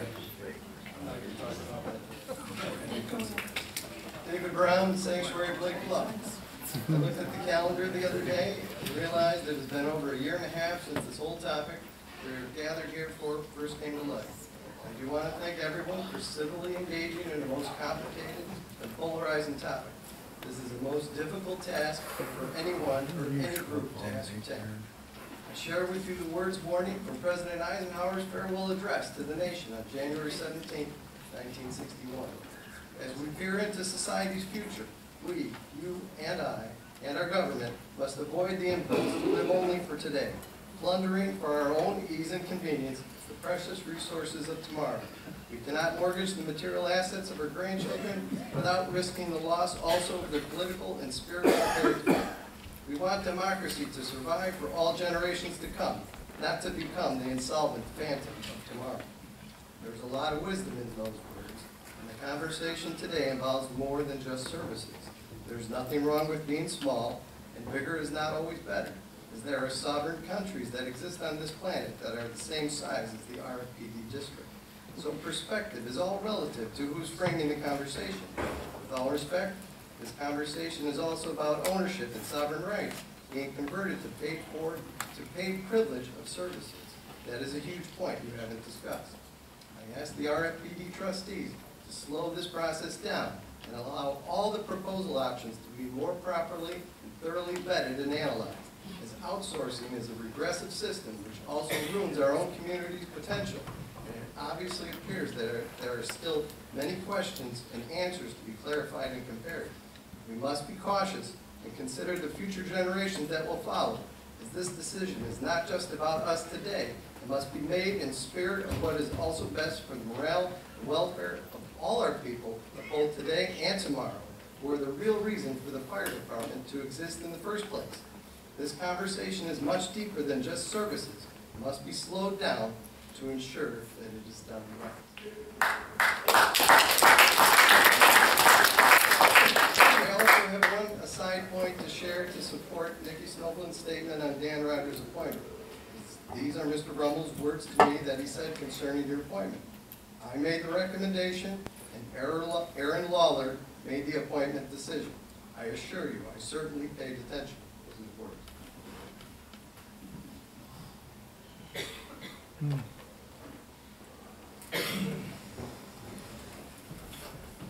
Yes, sir. My name's Tom Wilson, and I'm a lifelong resident of Nolan, and 30 years firefighter from Carolina. I know the issues within the fire service, how things work. I know that, you know, if I get old, like to come in and say, you're needing ambulances, possibly. I do think that the proposal between the two departments, Lake Forest and developers, is a good one, in my opinion. I'm not a big fan of it, as many noble residents are. And each year, you know, our taxes go up to, you know, everything. And I think that when we know how much this is going to cost, so the year and possibly the second, third, and fourth, I think it benefits me as a fixed income, almost a senior citizen, if you will. But the other point is that in Lake Bluff's proposal, in Nolan's proposal, is that they're going to have a couple issues, in my opinion. They're going to have a manning issue. These kids that become paramedics, it takes a year to become a paramedic. And these kids that get on Lake Bluff and Nolan and want to be a paramedic, they're going to go to different departments for their money. There's no doubt. And then we're going to be looking for another paramedic to fill the spot. It's just the way it is. Kids get on the job to make money and cash it. And I really think that in the long run, continuing the relationship between Lake Forest and Libertyville is going to benefit us all. As Mr. Kiley said, it was around when they were doing it in 2010, the proposal for consolidation from Highland Park, Highwood, Lake Forest. It is going to be the way of the future. You cannot sustain the pensions and the rest of it on a small town like Norwood and Lake Forest. You know, you got health care costs, you know, insurance. It doesn't work. It's not going to work, in my opinion. So it's a touchy situation. There's a lot of people I know here that are looking at me like, why are you against it? You know, I'm against, I want the best for my money and my family. I live there too. My kids grew up here. I grew up here. Deserves that too. Long story short, you know, the proposal is a sound one. It really is, in my opinion. I think that it's going to work out for everybody involved.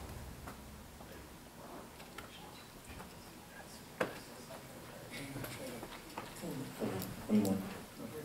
Yeah, please, just so everybody can hear you.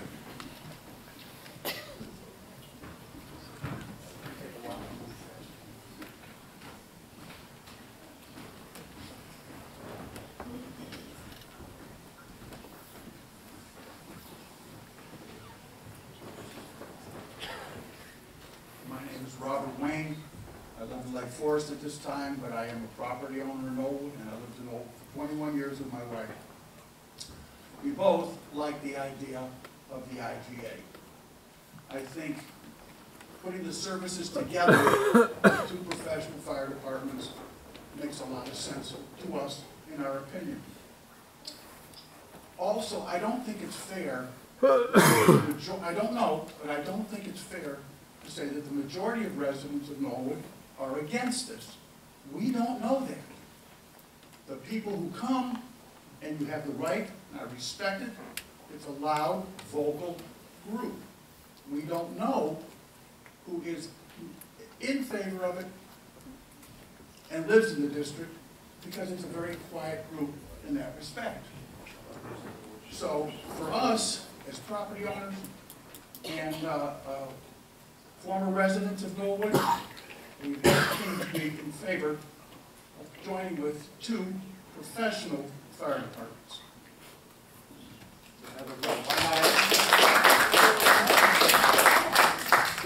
Why not have a vote then? Right. Full time, not professional. Yes, sir. From Lake Bluff. My question is for the cities of Lake Forest and Libertyville. So this, such an IGA agreement will generate new revenue for Lake Forest and Libertyville. Budgetary-wise, how are the cities going to allocate that revenue internally? Where's that revenue going to go towards? Sir, I tell you, that's probably quite a question better directed to the Libertyville and Lake Forest councils and boards. Well, I'm asking the city manager. But, I mean, he at best is a recommender. Just as they're the corporate authority for the district, the board of trustees and the mayors for the municipalities are the corporate authorities, and they're the ones that make the decision. And their decisions are based on the recommendations of their staff. Mr. Kiley would be one, and the chief would be one for Lake Forest, but there's a whole slew of other ones. Just like the district here has, you know, the chief and the deputy chief and, you know, all their specialty staff. Yeah, fully aware that I appreciate you getting a little bit of leeway here and let the city, either Lake Forest or Libertyville, I don't know. I think only Lake Forest is going to respond to that. Well, I'll maybe bore you with a little accounting, but the way all IGAs through the city of Lake Forest work right now is the revenue just comes into our general fund. It's not particularly allocated to fire or police or city manager or whatever the case might be. The money comes in and it's just part of the overall budget, much like any other IGA. For example, we're in conversations right now with the city of Highwood about operating their water plant. That money would just come into the city and would be part of the general funds of the city. You can stand. I have another question. So if it goes into the general operating budget, can you, so it's widely known that pensions for emergency, for public safety personnel, there's pension issues across the country, certainly across the state. A lot of media coverage of it, a lot of media coverage specifically about the Lake Forest pension issues and the fact that you're only about 72% covered, and there are estimates that show it'll go broke in 18 years according to media reports. Don't know if that's true or not, but that's just what's in the media reports. The city of Lake Forest put out a memorandum with their utility bills showing an increase and stressing in that memorandum that the current rate of coverage for pensions is unsustainable without additional revenue. So clearly you need additional revenue to cover pensions. So can you guarantee that none of this revenue will get allocated towards public safety pensions? Yes, sir, again, Bob, Just give me a little bit of leeway. no. I've got a point to this. Well, then get to the point and don't do these distractions. This is a meeting with the Rockland District about a proposal for services for Rockland. Let's focus on that. Specifically has to do with this. I'm laying a foundation for the process. This isn't a court. We don't need a foundation. Get to your question. I'm saying this isn't a court. You don't need a foundation. Get to your question. Okay, so if, my point is that if the city of Lake Forest can't guarantee that none of this revenue will go towards public safety pensions, then we have an issue with the RFPD board. We have a board member, we have a trustee who's a former deputy chief of the Lake Forest Fire Department. He receives a pension from the Lake Forest, from the public safety pensions. A conflict of interest, legally, is a situation that has the potential to undermine an individual's impartiality. That includes a financial relationship. Trustee Grum has a financial interest in the public safety pensions. Therefore, he has a conflict of interest in voting on any proposal that impacts the monetary funding of those, of the potential monetary fundings of those pensions. From a legal perspective, sir, I disagree with you. Trustee Grum does not have a conflict of interest in making an allocation in whatever amount to Lake Forest, because the determination of how that money is used is not Trustee Grum's. Trustee Grum has no say in it. It's made by the Board of Trustees along with the mayor of the city of Lake Forest. Yeah, let me answer the question only because there's been a lot said about the only reason that the city of Lake Forest wants to do this is because of our pensions. And I think for anybody in the audience, you should know that the city of Lake Forest Fire Department is about 72%, which is in the top quartile of funding for pensions in the state of Illinois. We're not like the city of Chicago or the state of Illinois that's in the 30 and 40% range. So we are very healthy, but Lake Forest sets very high standards. Therefore, we have only 2 funding sources to our pension funds. And for anybody who lives in Lake Forest, you can see both of those. One is on your property tax bill. The second is an initiative to follow up to your question. The council 2 years ago said, we want to accelerate our payments into the pension fund and get there faster than, quite candidly, we will ever get to, because Lake Forest is so far ahead of where many of the other communities in the state of Illinois are, that the state constantly is changing the date in which you need to be fully funded. When I first started, I think it was 2018 or 2020. Then it went up to 2025, then it went up to 2045, and it recently went up for the city of Chicago to 2055. So they keep kicking the can down the road, and I expect that they will continue to kick the can down the road. But again, that's not what the city of Lake Forest expects for its pension funds. So to answer your question directly, there is no conflict because these dollars will go into the general fund. The pension funding comes from property taxes and the payment on the water bill. Okay? So you're good, Bob. Thank you. Folks, we've been going at this about 3.5 hours now. Does somebody have something they want to say that's not already been said in one way, shape, or form? Yes, ma'am.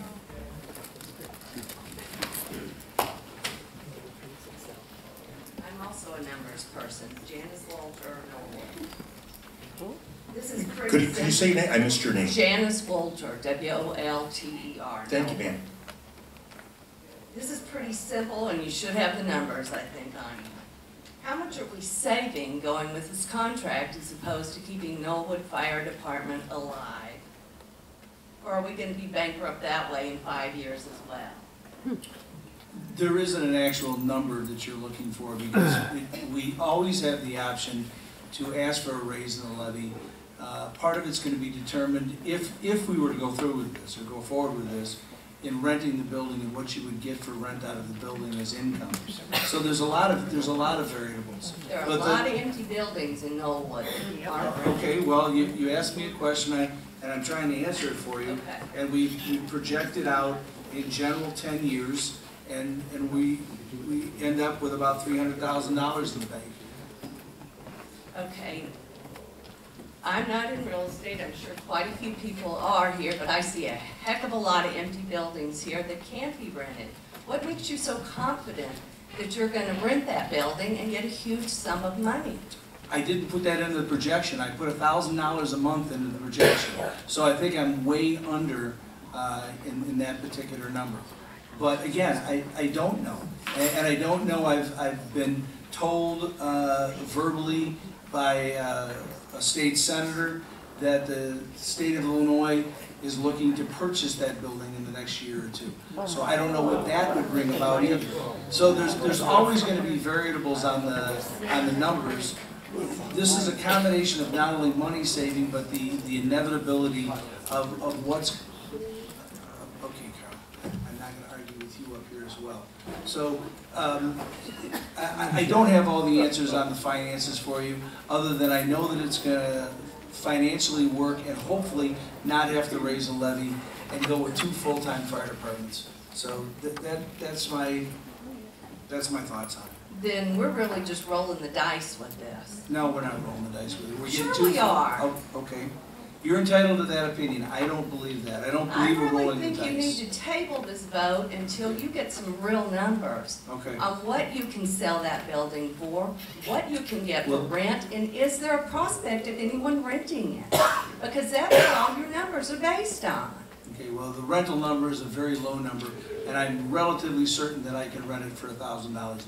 I don't think you see any buildings vacant in Norwood that have the bay doors like this one does, has the immediate access to 41. I think there's a lot of things that would benefit a number of different industries or businesses that would make that $1,000 number. Maybe it's free to find out what it is. Nursery? Thank you, ma'am. One more. Coming down. No. He was the gentleman behind you was standing first. Ladies and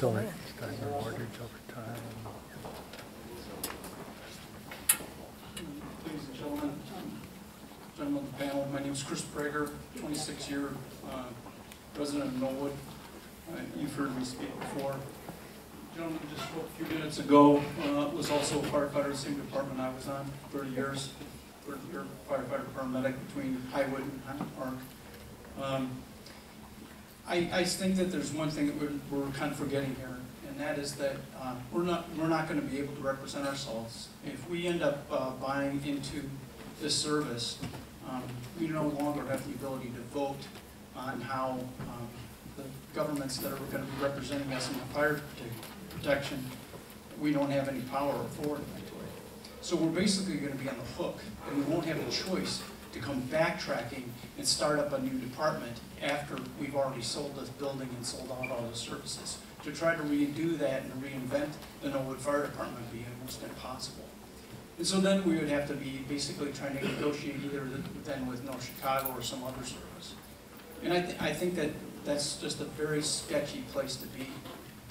We've talked before about the pension issues and other things, and these departments that I've worked with for many years and so forth, and I have a lot of respect for a lot of them, the people that I've worked with alongside fellow firefighters in Libertyville and Lake Forest, but they're woefully and incredibly understaffed.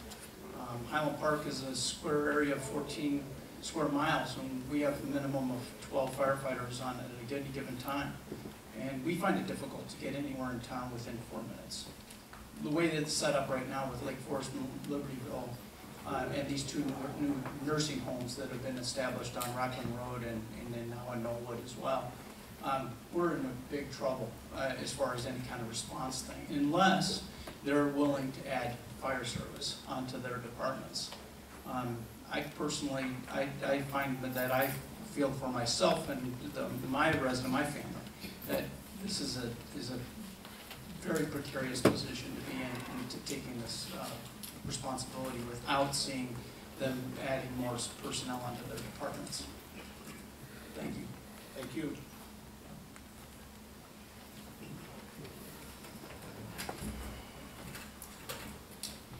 Folks, a moment to consult with the board.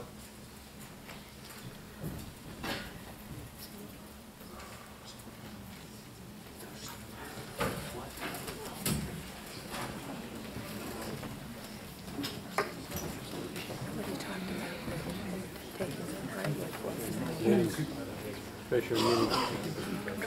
Bob Grum tells everybody that everyone loves it. No, they don't. It's been Talk to the we've had. firefighters and they're all. He says there's been no complaints. Everybody loves it.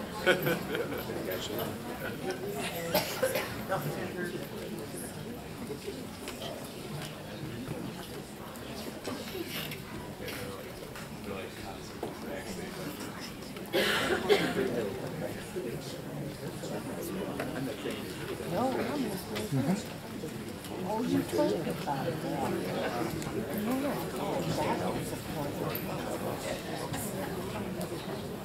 How often do you do it?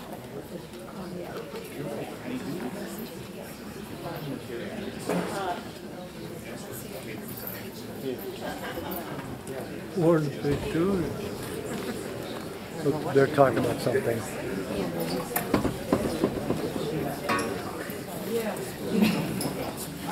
Yes, thank you for your indulgence on that.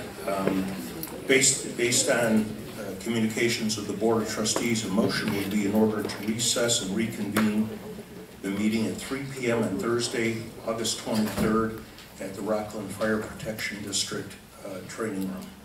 Do I have that motion?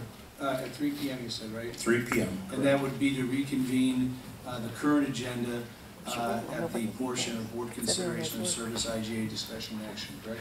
Correct. So And moved. adjournment. So moved. May I have a second? Second by Grum, motion by Rogers, second by Grum. All in favor? Aye? 3 ayes. The meeting is recessed at 8:58 p.m.